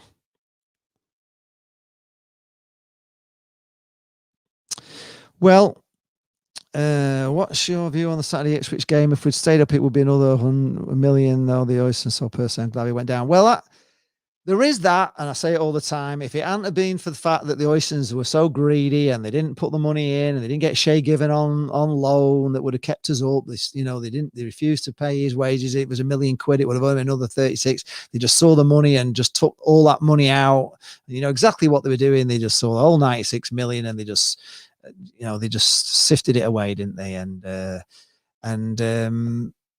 if we had stayed up, we may still have the Oysters and still be unhappy with them, because I don't think even in the Premier League we were still happy with the Oysters. We weren't happy with it. I wasn't happy with Carl and all his bloody pre-let crap that he was going on about all the time. It was so annoying. And we probably wouldn't be where we are now with Simon Sadler. We wouldn't have gone through I don't know. Yeah, we wouldn't have gone through not a penny more, but whether that'd have been a good thing. But I think at the end of the day, it's kind of all worked out well, even if we did miss 5 years with our boys. That's the only thing that really gripes with me all the time. Did he? Cod's Vlogs guaranteed we wouldn't finish above Fleetwood this season. Did he really? Oh, he's eating his words now, then, Dennis, if he has, because we are going to finish above them. I don't think they've got a chance on that at all. Yeah, small forfeit. One of the lads on the Football Vloggers podcast is a Doncaster fan, and he said in a stream that he'd run around naked if Doncaster scored an equaliser, and they went and did so. He's doing it all for charity. He's got to run around the pitch naked for charity. So I don't know. Dennis says Blackpool are betting favourites. Yeah, I would imagine we are, Dennis. I don't think Ipswich are bang off form, and I think Ipswich are coming good. And I can't see a 7-0. And I have got the score for it now if I need to put it up. All right, some kind of workout dare from Ben with Larry on Instagram, maybe. Yeah, that could be good, couldn't it? CJ had Usain Bolt as a coach. Yeah, maybe he did. I'd be interested to know what his 100 meters speed is, because you're just hoping that this hamstring, will be right and he can carry on running the way, it won't knock a yard off him, because with that, with that pace, he is dangerous. Yes, they have. Wigan have certainly made up for that piece of good luck. Yeah, and the sad thing is we beat Wigan on the first day of the season 4-0 away, and then we lost to them at home. And I never forget, because my dad was in Preston Hospital having a massive operation. He was going to have his stomach taken out for stomach cancer, and it was a terrible day. And he had the operation. They never took it out either, which was really sad because it had moved. It was a very sad day. And we actually gave Wigan 2 goals, really. One from a throw-in where we threw it back and threw it straight to them to go on and score. We had a throw-in on the halfway line and threw it like back into our own half. And then the other one was we took a free kick and gifted the free kick straight to them, and they went down and scored. So, yeah. We're a bit unlucky with Wigan. All these vlogs is here. Hello, Ollie. Hello, Lee. A decent result last night. Yates' goal was amazing. I have talked about it quite a lot. Actually, been on here for nearly 2 hours now. But Yates's goal will go down. It's got to go down as one of the best goals I've ever seen at Bloomfield Road. Not the best. There's been some great ones, but it's got to go down as one of the best. It was, if that was Premier League, that would be shown over. Honestly, that would be shown over and over again. The skill to be able to do that, the balance to be able to take those defenders on twice, the Cruyff turn that he did, the way he sent the goalkeeper the wrong way with the dummy, and the way he slid the ball in across the face of goal into the far, to even slide rule it in like that, you've got to be good. You've got to be a good striker to do that. I tell you, you really have it. It was an amazing goal. And also, don't forget that Maxwell threw the ball out to him, and that was a hell of a throw out as well, which I wasn't happy about at the time. I was saying, what's he throwing it out for? Was that on my archive? Was that in the FVP? It might have been, or it might be on his own stream, that, Dennis. I don't know.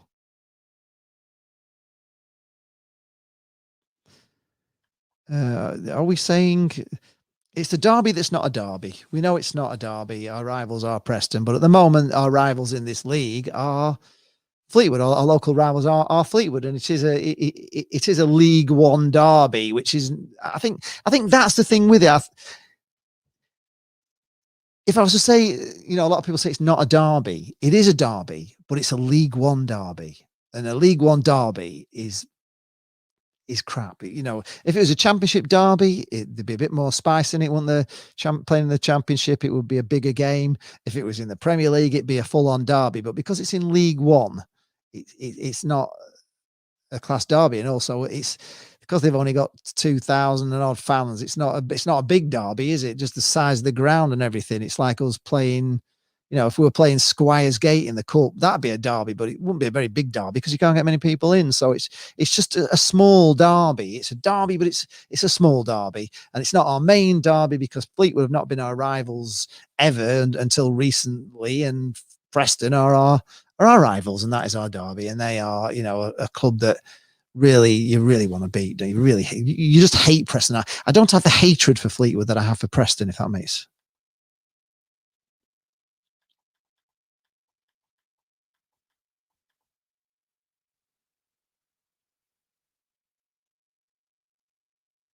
Yes, it was a horrible day. It really was a horrible day, and I'll never forget it as well. It was so sad that we lost to Wigan, and you knew you had to win.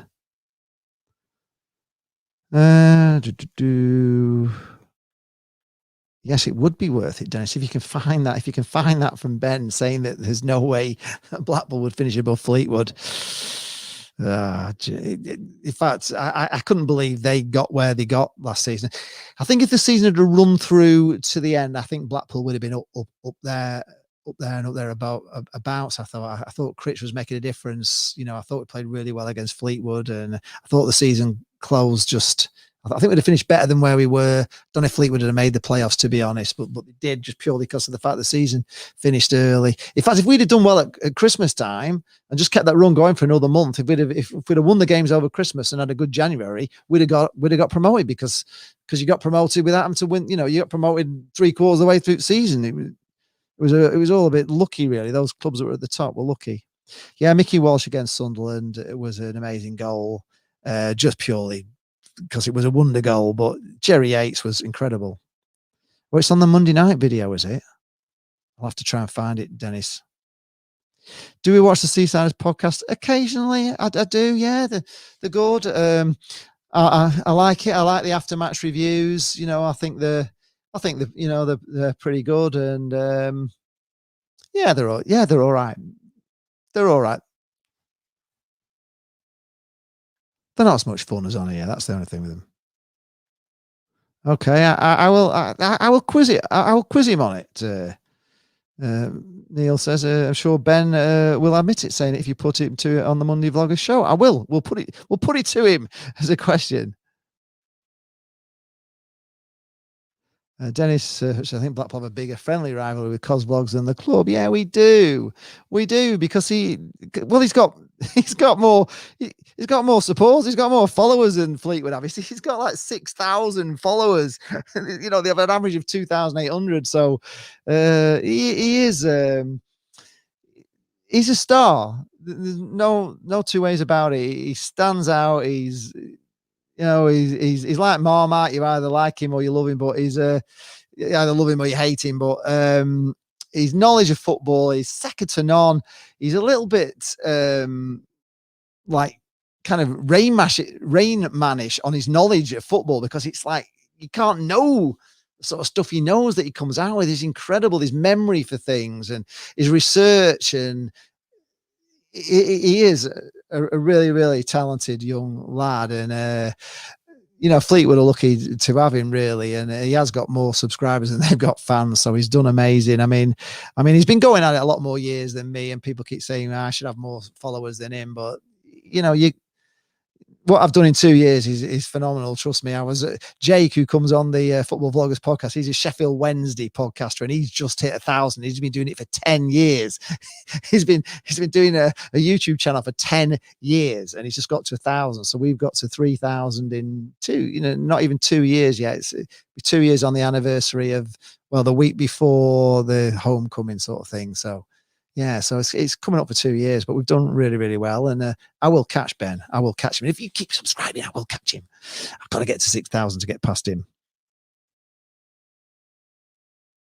Yeah, derbies can be a hard thing to pin down. Well, the problem is that there never was a Blackpool Fleetwood derby. It just wasn't a thing. Fleetwood were like 10 leagues below. It's only because Andy Pilley came in and built them and put loads of money into it and got them promoted. I don't know, did he get 7 or 8 promotions or something like that? And so now they are a derby, but there's no history of a derby.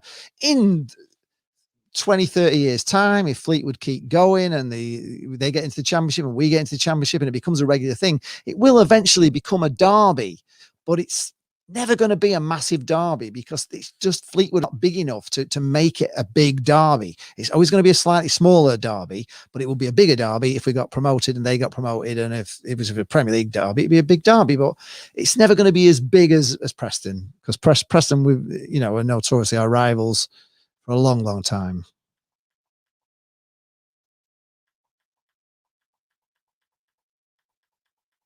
I was supposed to be talking about the match, but we've gone completely off on a tangent. Right, BH2211. Hi, Lee. What a win last night. How do you think we'll get on at Ipswich? I think it's going to be a different result against them than we did against them back in October. Well, I thought Ipswich looked a great side when we played them at Bloomfield Road. I thought we made a mistake bringing the game forward. I still never know why we wanted to play Ipswich when they were on fire and we were struggling to get off the ground. I thought it was a big mistake, and I think if we hadn't done that, I think we would have beat them if we'd have played him at the proper time, because Ipswich just slightly went off the boil when we should have been playing him. So that was a mistake. I think Ipswich, they're not happy with the manager. The fans are not happy. Things are not going right down at Ipswich. They're blowing out and cold. They're not really on form. I think Blackpool are coming into form. But we have this history with Ipswich. We've never, ever won a game at Ipswich. In the entire history of playing Ipswich, we've never beat them. So it's one that you really like to change that record this year. And I think we can. All depends on who's playing, but I'm pretty excited for the Ipswich game, actually. I know Nick Muller's come on saying it's going to be 7-1, but I don't think it will be. Yeah, Steve Mully is cannot wait for us when we play Fleetwood. Pity it was not the last game of the season and they had to beat us to stay up. Well, it'd be even.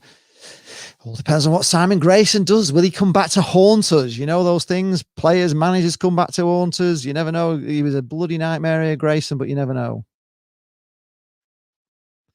Up the Mighty Seasiders is a better site. I don't even know which site that is. I know UTMP, Up the Mighty Pill, you mean, Michael? They're doing quite good things, aren't they?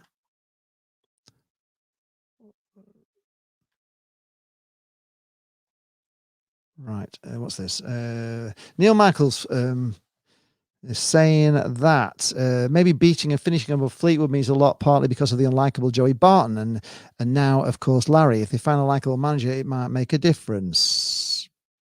Don't know. They're just too small to ever be a rival. All these vlogs, you're also a Swansea fan. They're doing all right. Do you think Swansea will be? Well, they're certainly spending money to. I've just seen somebody give me there's a fiver here somewhere. Where's this? Dennis. Thank you very much, Dennis. £5. Thank you. A king size Mars bar today. Thank you. Very kind. Totally appreciate it. Honestly, I wasn't expecting anything really. I'm just having a chat with you guys. That's it. So all just for a bit of fun. Something to do in the afternoon. We can all talk about football, and that's what we like to do, isn't it? Yes, he is 18, Michael. He has got a lot to say for himself. Probably too much, but he's knowledgeable about football. Yeah, I totally agree. And the fact that he has the balls, and the gumption inside him at such a young age. He is 18. To have that confidence is great to see, and he will go far. He will definitely go far.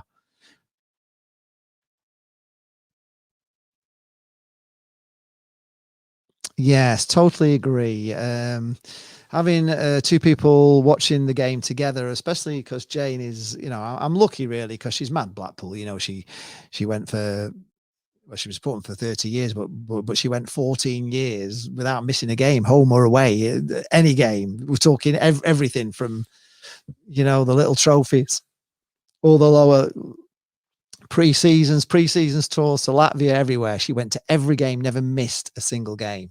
So she is one hell of a law sport. I mean, I never really used to go much away. My dad never went away. We just season ticket holders. We went to home games and just listened on the radio.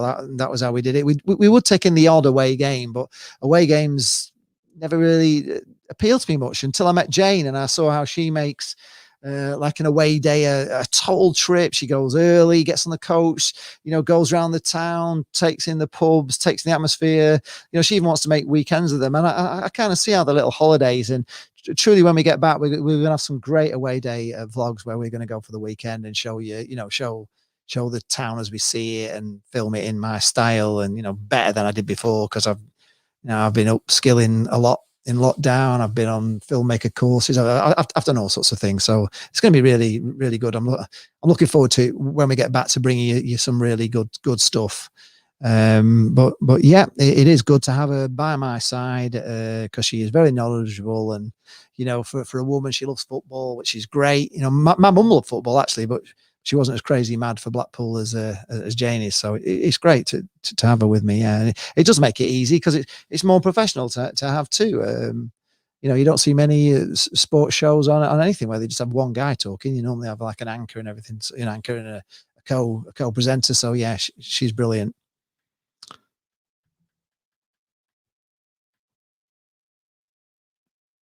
Yes, we did. Yeah, I went with Dave Feynman. It's Feynman, yeah, to Newcastle on a snowy Tuesday night. Yes, we did, and we were late. We got lost, and as we were parking up in the car park, a massive roar went up, and we thought my dad went because we should have beat Newcastle, Michael. We should have beat him 10-0 at Bloomfield Road. We were all over him.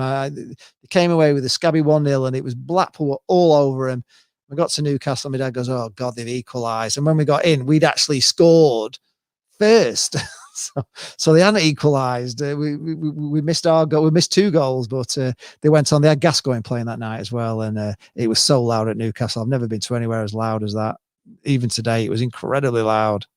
And we were in it was like a temporary golf stand, if I remember rightly, because they were building a stand and we were all in like temporary seats, a huge, big, massive golf stand that we were in. But Newcastle was very loud. They don't, Seaside's podcast don't charge you to watch their site. They don't. They have a Patreon, which gives people who pay Patreon, gives them special access to private videos. I think they're doing a Charlie Adam video, aren't they? But you can only ask Charlie questions if you're a Patreon. They will obviously show the interview after, but you won't be able to ask him live. And there's a lot of them in there. There's 4 or 5, and you don't make much. You don't make any money on YouTube. If anybody thinks you make money on YouTube, you don't really. You do when people just tip, like Dennis did there, but YouTube for all the adverts and stuff, you're just talking pence until you get to millions of subscribers. It's nothing on YouTube. So these guys that do this stuff, they put a lot of time and effort and to put it in, and if they want to make a little bit of money out of it, no problem. I mean, I would love a sponsor for this channel. I would love somebody to sponsor it. I was at the Seaside as a business club this morning. I was saying that you probably noticed we had the Pouring House who've given a few prizes away. They deliver beers direct to your door, which has been fantastic. I wish I could give more prizes away. And if anybody's interested in giving a prize away, we have started doing it with Pouring House, where you have to retweet and you've got to at them in, and that'll build their business. But the only problem with the Pouring House is they're only Blackpool, Foul Coast based. So when I do a live stream, it's not always just to Blackpool people. So there's a lot of people on the live stream can't enter the competition. So I'd love a national beer company or somebody who could deliver something nationwide, to come in and give us a prize. I don't want any money for it. I just have to give you guys something for for watching, and it would be great. But definitely a sponsor for the channel would be great. Yes, it was a fair way for them. No, it's not my first ever trip to Rotherham. It's my first ever trip to Rotherham in that ground. I went to the old ground. I went to the ground when they had Sean Goater playing. I was pretty young then with my dad. Yeah, we went down to Sean Goater was playing for Rotherham. They actually bloody annihilated us. God, I can't remember. It's like Boxing Day or something, or it was New Year's Day. Everybody went in fancy dress. Michael, you'll probably remember that, won't you? I don't know if you went to that with Sean Goater. It was bloody unbelievable. They had Sean Goater. They had two black lads. They had Goater and somebody else. They were rapid. They ripped us to pieces. They were incredible that day. But I didn't do it like I do with Jane Goes More for the Day. So I didn't really, I wasn't YouTubing and videoing. So I never talked to anybody. I just went with Blackpool fans. So I didn't come across Rotherham fans, but obviously we came across loads of Rotherham fans and the Rotherham stewards, and they didn't want us to film. And it was just horrible. It was really horrible. Yes, the goal stand was a fair way away from the, fair way away from, there you are, Dennis. I think it deserved one of them. Stephen Willis says, one of the positive things about doing this, it stops the day from being boring and the time goes fast. Well, there you go. It's actually got, that's why I'm doing it. I'm bored as well. So, but I was so excited after the Wigan match that I did it. I wasn't quite as excited about the game last night. It was a good game. We won ugly, but I was excited about the Jerry Yates goal. So I thought I'd come back on. A lot of people said that they enjoyed having a chat with me like this. It broke the boredom up for you. So if you like it, we'll do more of this stuff after the games. I like talking to you guys anyway. It's great. I like all the comments coming in. Let's have a look. When you get to Ben's level, you can make the big bucks on YouTube. I've heard he's getting a gold Blentley. Well, I tell you what, with a cob one, I tell you what, you don't make big bucks at Ben's level. You need to get to to make big bucks, you need 1 million subscribers, but I think those that have about 100,000 can start making decent money.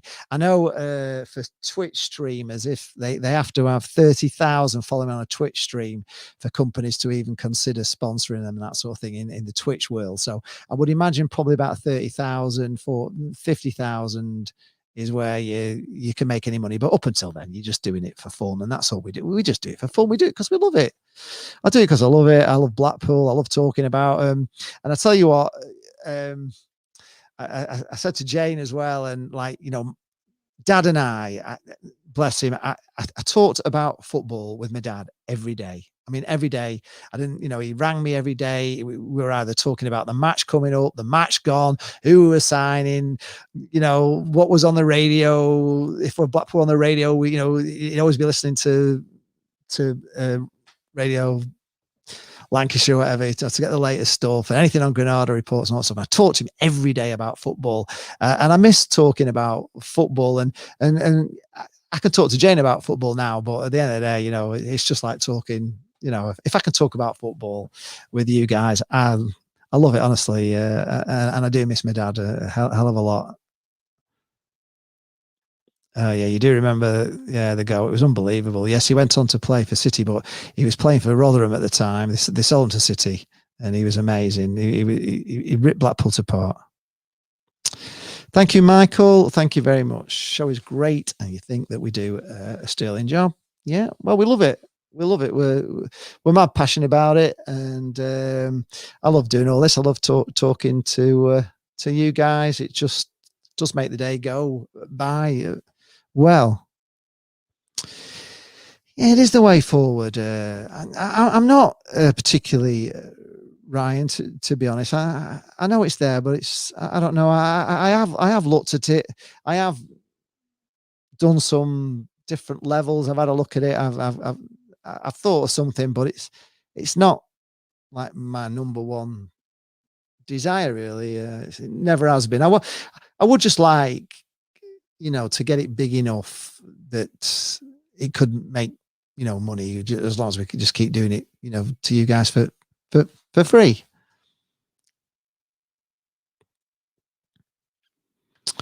Yeah, I do. I do it for the love of just, Blackpool Football Club is my family, and you guys are my family, and it was a thing that's it's just been through my life all the way through with my dad. Me and my dad, we did it. I got the boys going and everything, and in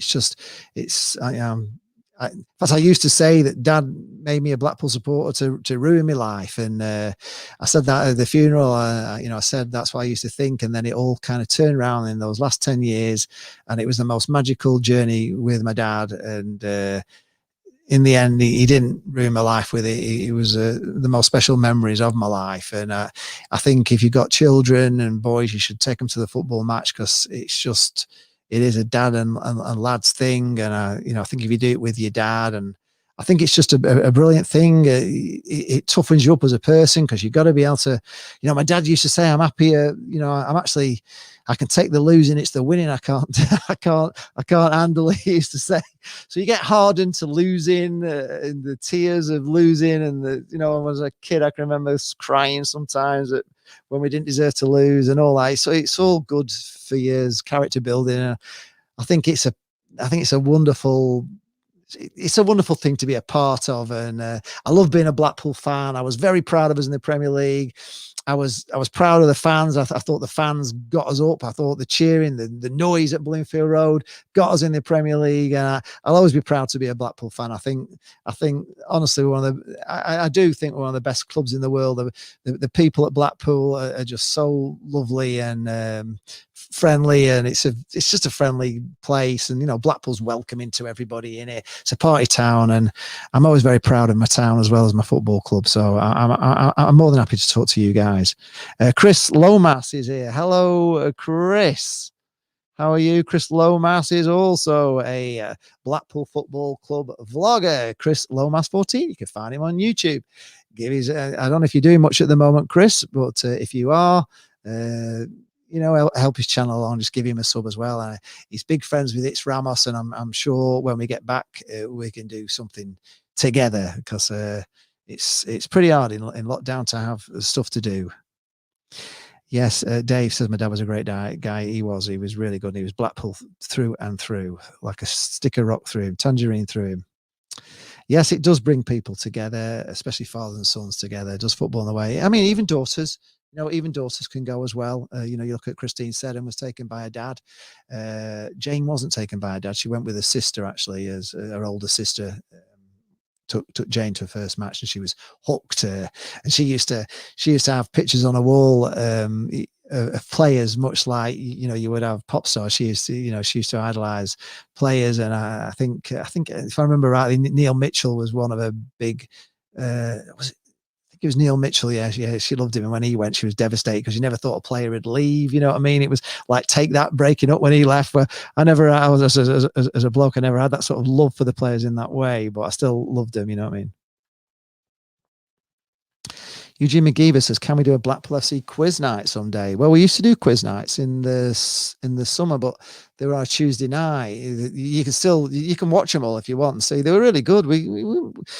We probably could. I don't know if Jane at the moment she's got the time to do all the quiz questions and stuff, because she used to do all the quiz questions herself. And at the moment, she's writing a book, which is going to be it's going to be amazing. Honestly, you're going to love it. And she's on a university course as well, because she wants to get into screenwriting. She's on a screenwriting course, so she wants to work, doing things for TV and stuff. So she's pretty busy at the moment. She really is very busy. And if I said to her we'll do a quiz night, I think she'd she'd kick me out of my own house, to be honest. Right.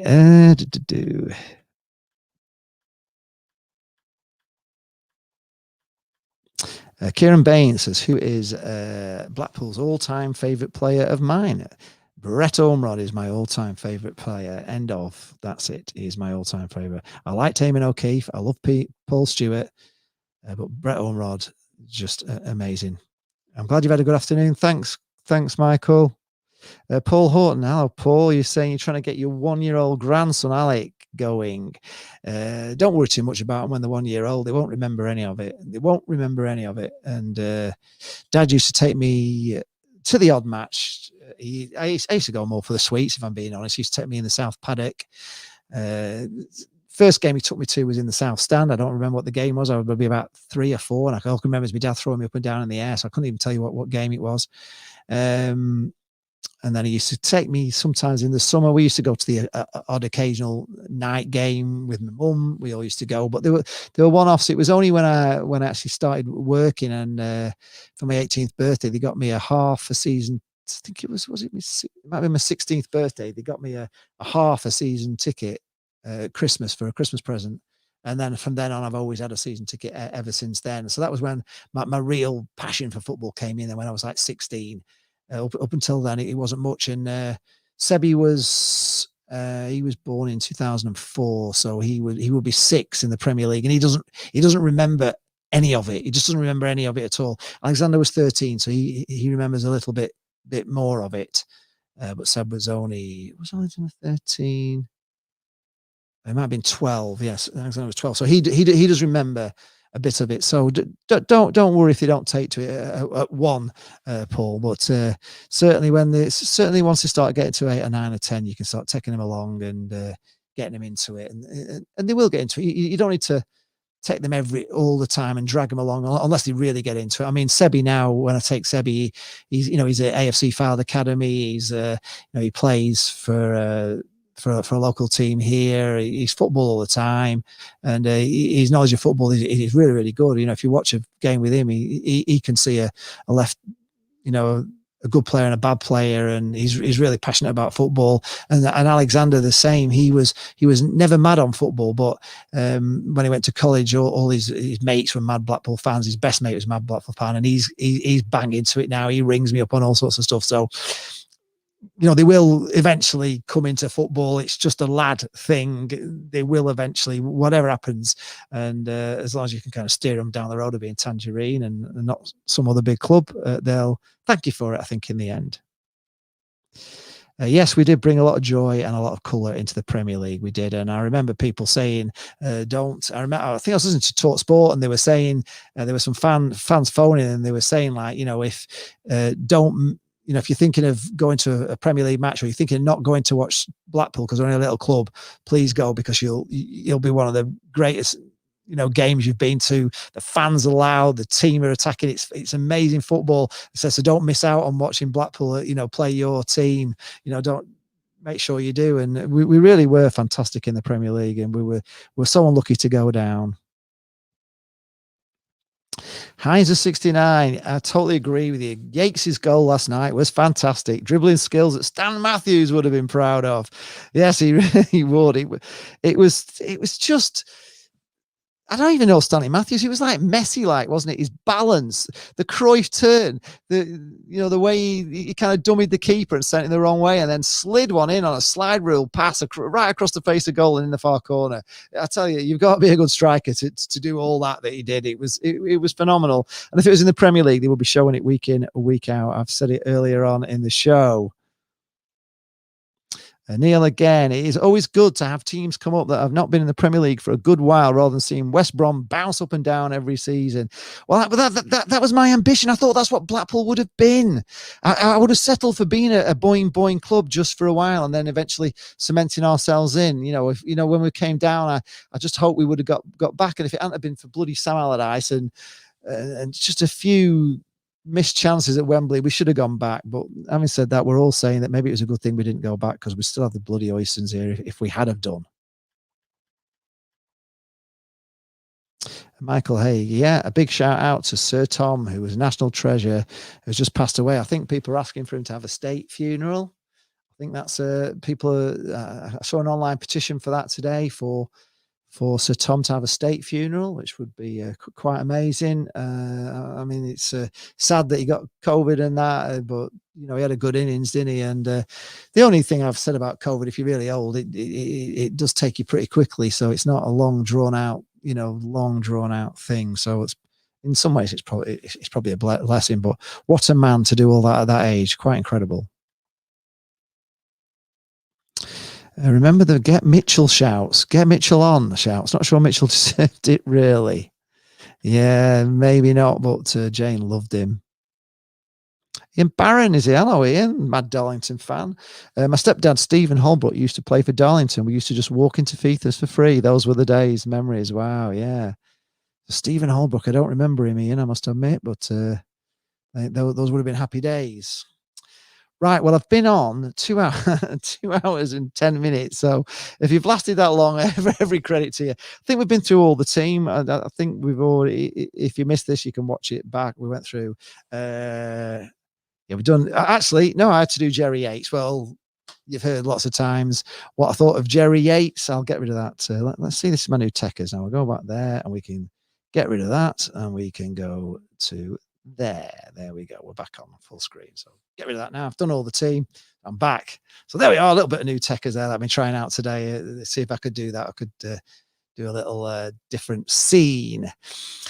Michael Haig said, had we invested in a good keeper and a central defender, we would have established ourselves as a mid-table Premiership side, but this could never happen because of the vermin. Yeah, well, they had a good chance, didn't they? They didn't even need to invest in one. They could have had Shea Given on loan to the end of the season. We all know it was a £1 million for his wages, and they wouldn't pay it, and they lost themselves another 36 million, didn't they? So more fool them. They probably just didn't believe it. But I remember I was DJing at Park Hall, and there were some West Brom fans who were a part of a band down there. It was Christmas time, and they were members of the band there, and like, where they're all setting up, they're all having, like, they're providing with a meal. So I sat down with them and they were saying, oh, Blackpool, they said, do you think you're going to stay up? And I said, there's no way we're going down. I said, we're 8th in the league. I said, we're playing. We're not just 8th in the league and lucky. We're 8th in the league and we're playing unbelievable football. I said, there's no way we're going down. And then that bloody January transfer window, the snow came, didn't it? And called off a match. And then Liverpool came in for Charlie and unsettled him. And we just didn't really get going again. We had a few bad results and found ourselves slipping down the league, and we just couldn't. And then we went down with the biggest points ever. Unbelievable.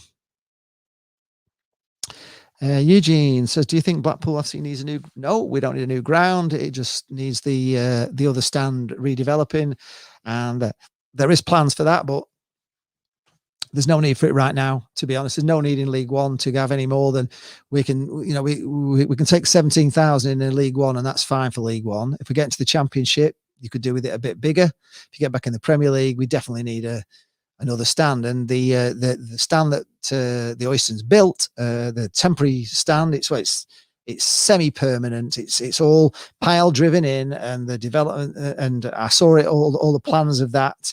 They use the same design as some rugby club. I can't remember what it was, but all that is made to become bigger. But to make it bigger, there's behind that stand there's a street called Henry Street, and there's Back Henry Street, which is where all little car spray shops and stuff are down there, and that's all got to go to make way for a bigger stand. So it would involve buying that side of the street, all the houses out on that side of the street. So it's quite a big job. But if it was me, Funnily enough, I talked to Rob Purdon about this earlier on, and I was going to do a video with him because I wanted him to draw, because I can't draw, but my vision of what they could do there, and I think that the main stand at the moment, the stand that's on the west, should be the smaller stand, and the stand that's on the east should be the bigger stand, and that should be the main entrance to Blackpool. And to do that, you would have to get rid of all that. It would be an immense job, but all that corner, all Henry Street, all the little terraced houses on Central Drive, all of that corner wants to go, and that all wants to be redeveloped into, you could have, TGI Fridays there as a restaurant. You could, it could all be a sort of a leisure sort of park around it. And then the Blackpool Football Club East Stand should be the main stand, full illuminated signs on it, double tier, restaurants in it, entertainment things in it.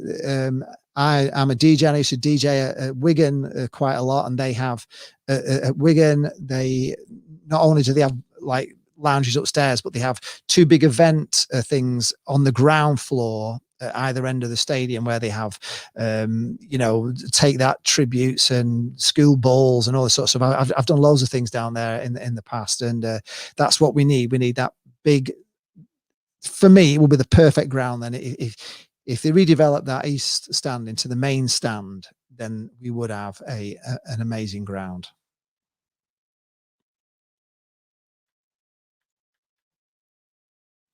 Richard Jones. Hello, Richard. Jerry Yates, a good player. Nice to see a Doncaster-born player doing well. Yeah, and Doncaster are doing well as well.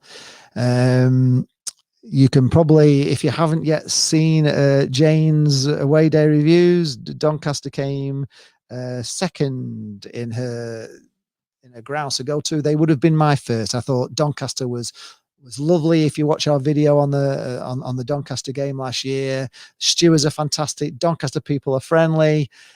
The ground is lovely. The people are lovely, and I really do like Doncaster. And just down the road, you've got Rotherham, who are the most miserable bunch of people I have ever met in my life. And I can't believe you're from the same place, but they are awful. Okay, Ian Barron says we've got a clap for Sir Tom Moore tonight at 6 p.m. Okay. Do you think Blackpool FC has a bright future? Yes, we absolutely do, Ray. Absolutely do. We've got rid of the Oystons. We've got owners in that are mad Blackpool fans with, we don't know how much money they've got, but this Simon Sadler's manages billion-dollar hedge funds. He's pretty wealthy, and he's putting his money where his mouth is, and he's not just doing it he's not just like putting money into the team. He's putting money into the infrastructure, putting money into the stadium, putting money into the training ground. Just, he's just doing everything that a Blackpool fan would have wished that the Oystons had done over the years and never did. He's not there to steal the money. He's there to make Blackpool good. And Blackpool has potential, not only as a football club, but as a town itself. There's something very unique about Blackpool, which totally unique about Blackpool. And I'm Blackpool born and bred, and I love Blackpool, and it's what the Victorians built was amazing. What subsequent councils have done over the years, they've ruined it a bit, but there's lots of things going in, new hotels going in, new IMAX theatre coming in, new conference centre coming in. There's a whole load of stuff coming in behind where the police station's gone, and Blackpool has an amazing amount of accommodation. So I did talk about this earlier in the stream, that like Burnley are in the Premier League, and it's great for Burnley Football Club. They're in the Premier League, but it's not great for Burnley, not for the town Burnley, because they can't make money out of it, because they haven't got hotel beds. I mean, people quite often come on and watch Burnley. We'll stay in Blackpool. Same with Blackburn Rovers.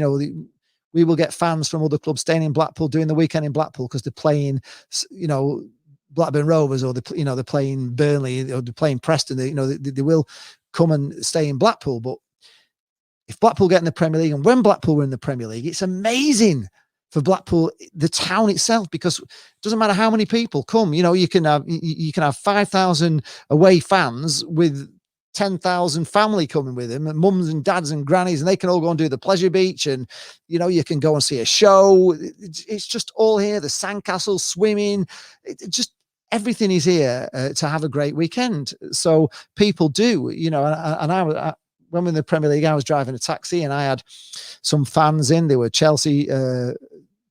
Well, he was a Chelsea fan. He delivered a car from London, and he was like, he got in. He said, "Oh," I said, "Are you a football fan?" I said, "Yeah, I'm Blackpool." He said, "Oh," I said, "There's like 14 of us coming from Chelsea." He said, "We've not been to Blackpool for years, but we're coming up for the weekend," and that's how it is. It's the first, people slagging off, but it's the first game you look for because you can have a weekend in Blackpool, and it's good fun. You can have a good fun in Blackpool. So yeah, we have got a bright future, and let's just hope we get back there.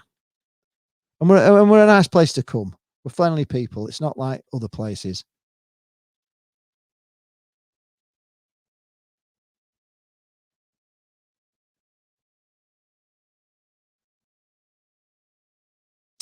Yeah, Ian Barron, just to show your comment that's come up. Yeah, he's proud to be a Darlington fan, made bankrupt in 2011, reformed in 2012, had 3 promotions, is currently a fan-owned National League. That is brilliant. You had a terrible owner as well, didn't you? So well done to you. Dennis Hutch got lost in Doncaster trying to find the new ground. I had no problem finding it, actually, to be honest. But then again, we did have Google Maps or whatever, or ways to get us there. Heinz of 69 said, "I would name the new stand if built the Alan Ball 1966 stand after our World Cup winner. He deserves recognition at the ground." Yes, 100% behind that, Heinz. That would be great. The Alan Ball 1966 stand would be amazing. Yeah, well, what a great idea. I'm behind that completely. Central Drive is going to be redeveloped to the Vegas of the North. Yes, there's lots of plans on there, isn't there? Not all the way down, but from Bonnie Street through to Chapel Street, where the police station, it's all going to be redeveloped there. It's all on hold at the moment, but the new big hotel on the front has just gone in. The new hotel at the Talbot Square is looking great, actually, to be honest. I know it's only a travel inn, I think it is, but Premier Inn, well, it's looking beautiful. There's a new EasyJet hotel going in on the front as well. So there's quite a few. There's a new hotel going in at the tram station. So there's all sorts coming in. Richard Jones says it's also good to see that you got the right owners. The Oystons didn't care about Blackpool FC. All they wanted was to have all the money. Well, yes, they did. They only cared about Blackpool Football Club if it made them money. I suppose that would be the thing. But according to Owen Oyston, he was a fan since he was 4 years old or something, wasn't he? But 2 or something, I don't know. Stephen Cram, Wakefield Trinity are a community club like Blackpool FC, trying to get a new East Stand with a possible extension capacity. Sports club is about to promote a positive image. Yes, it is. Absolutely. It's good for people's mental health as well, as we all know. Football is very good.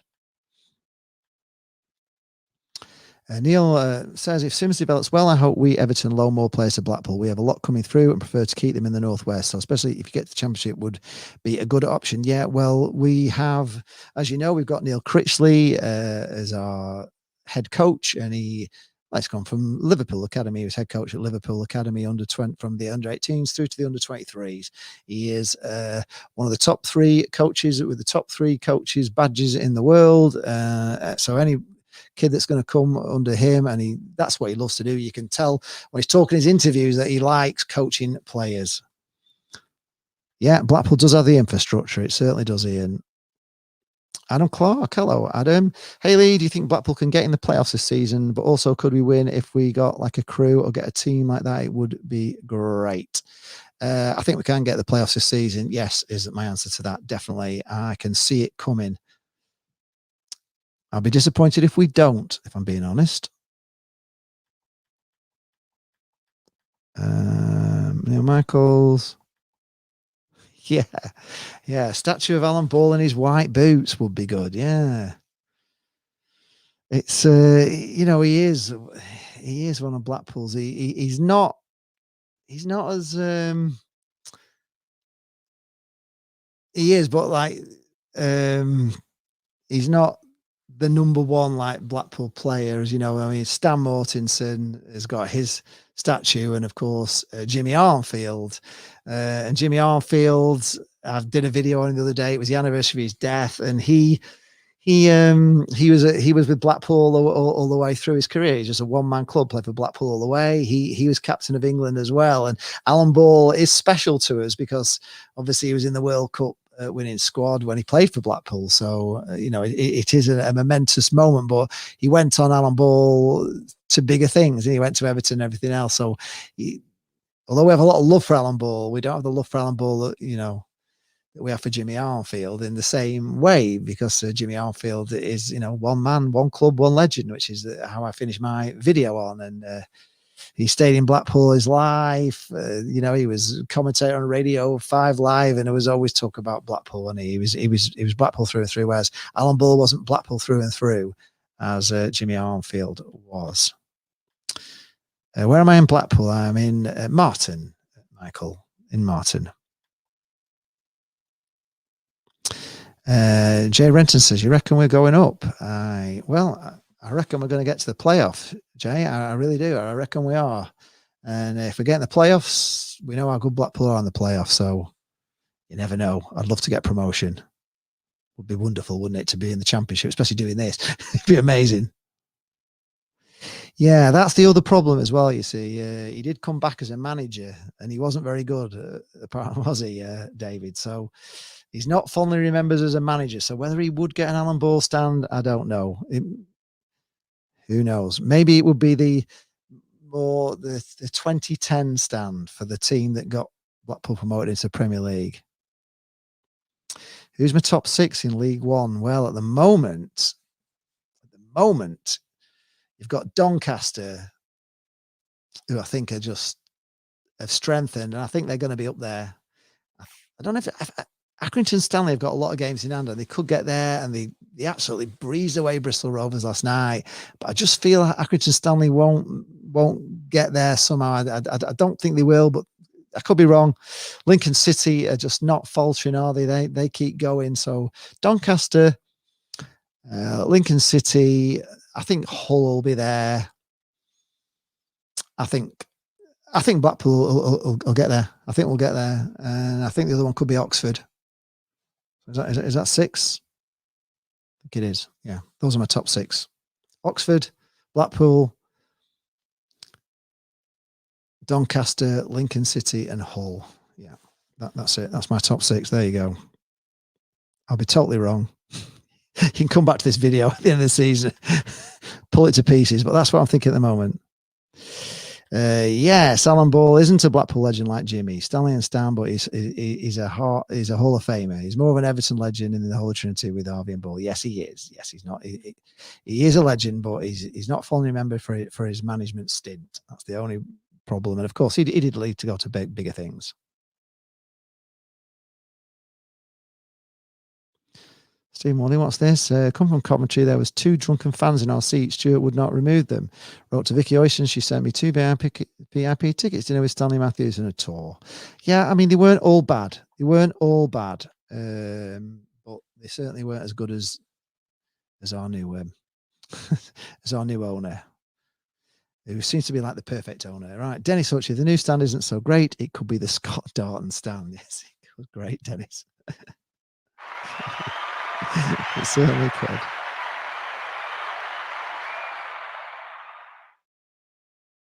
Oh yeah, no, I'm not near the Mere Park. We're more Highfield Road area, down that end of Martin. Yes, look at that, 3,000 subs. Thank you very much. Yeah, we've got there. Finally got there. Come on, 4,000. Yeah, it's been a long road from 2 to 3, but thank you. It's done well. Yeah. Oh, Gogsy's here. Hello, Gogsy. Oh, Gogsy99. I was. He's a Scottish vlogger for Motherwell. Is it Motherwell? Better be right on that. If I am, Gogsy's a fantastic vlogger from Scotland, and he does live streams every, I think, 5 nights a week, don't he? So it was on his show on Monday doing the transfer window. Went on after the FVP and had a really good laugh with Gogsy. He's a great lad, and he's getting close to 10,000 subscribers. So he's one I really would like to catch up sometime. So I've got a long way to go, but thank you very much. 3,000 is quite amazing for 2 years. So we'll keep it going. Keep it going. And if you haven't subscribed yet and you're watching this, just subscribe to the channel. We really appreciate it. Adam Clark. I sat in the East Stand at the homecoming game and I saw you at the Fleetwood game at home on seasonally. I should have said hi, but I told my carer that's my fault. Yes, should always say hi to me. You can talk to me anytime. I don't mind talking to anybody. If you see me at the game, just come up and talk to me because it's great. I love talking football with people, so you can always come over and talk to me. Oh, right. Michael said Jimmy's wife did a college of nursing training with my mum. Jimmy's wife, Alan, a very nice person. Yeah. Yes. There we are. Got it right. Is Motherwell. Absolutely. So there you are. Gogsy from Motherwell. But he's got Gogsy99. Definitely give him a sub. Go and have a look at his channel and catch some of his live streams. They do a thing called Pass the Mic where they have like 5 of them in and they're all 6 sometimes, I think, but they all watch a match. And it's a bit like, I suppose, a bit like watching Jeff Stelling in a way. It's, with the Saturday, where they're all telling you what's going on at matches, but it's great. Good banter and the good lads. It's a good laugh and you'll laugh out loud at some of the stuff they do. So yeah, definitely check him out and give him a sub. Yeah, that was the name of Coventry's old ground, Highfield Road. Yes, it was. Yes, it's my first milestone. We've hit a couple, really. I mean, my first milestone was 1,000, as you know. I probably don't go and watch it, but I did a daft celebration video with Tigger because I didn't have Jane then. Tigger was my co-host, so we did a little song, a dance. Two can have a party just for 1,000, and I was over the moon with 1,000. 2,000, it was a bit more. Jane didn't want to do anything daft. I'll definitely do something daft if we get to 10,000. I think that's the next. If I get to 10,000, I'll do a daft video. 100% I will. I'll do something crazy. I have big plans, actually. I was going to, if I got to 10,000, my plan was to do the Two Can Have a Party, but do it on the comedy carpet with like thousands behind. It would just be ace. That would be my dream. And I'd do a series of videos actually on the preparations of it. It would be a big thing. I don't know whether it needs to be 100,000 to do that, but I think 10,000 will be pretty good. But if I could do something like that's my plan. So keep subscribing. If we get to 10,000, you'll see what a daft video I can make. Right. I think that's it, folks. I think I've done the match. I've done my life. I've done everything. It's been a great afternoon. You've been great company. But I think I'm going to get off now because it's getting near to tea time and it's 20 to 5. It has been a great way to pass the afternoon, hasn't it? I've really enjoyed it. Hope you've enjoyed it too. And I hope to see you. We will be doing a live stream, as you know, on Saturday against Ipswich. Nick Muller's been on and said that, my other milestone was 500,000 views. We got 500,000 views just a few weeks ago. So 500,000 views and 3,000 subscribers. So I'm pretty pleased with that, if I'm being honest. I think that's from going down to clean seats at Bloomfield Road. It's been a hell of a ride with you guys. It really has. I've really enjoyed it. Anyway, thank you very much for being with me this afternoon. I've really enjoyed it. It's been nice company, nice talking about football. I will see you in a live stream on Saturday against Ipswich. So I'll bid you all farewell. Stay safe. And as I always say, can't do these things without you lot coming along and watching. So thank you very much for coming along with me this afternoon. We'll have to do more of them, won't we? See you soon. Take care. Gonna go get me tea. Thank you. Bye.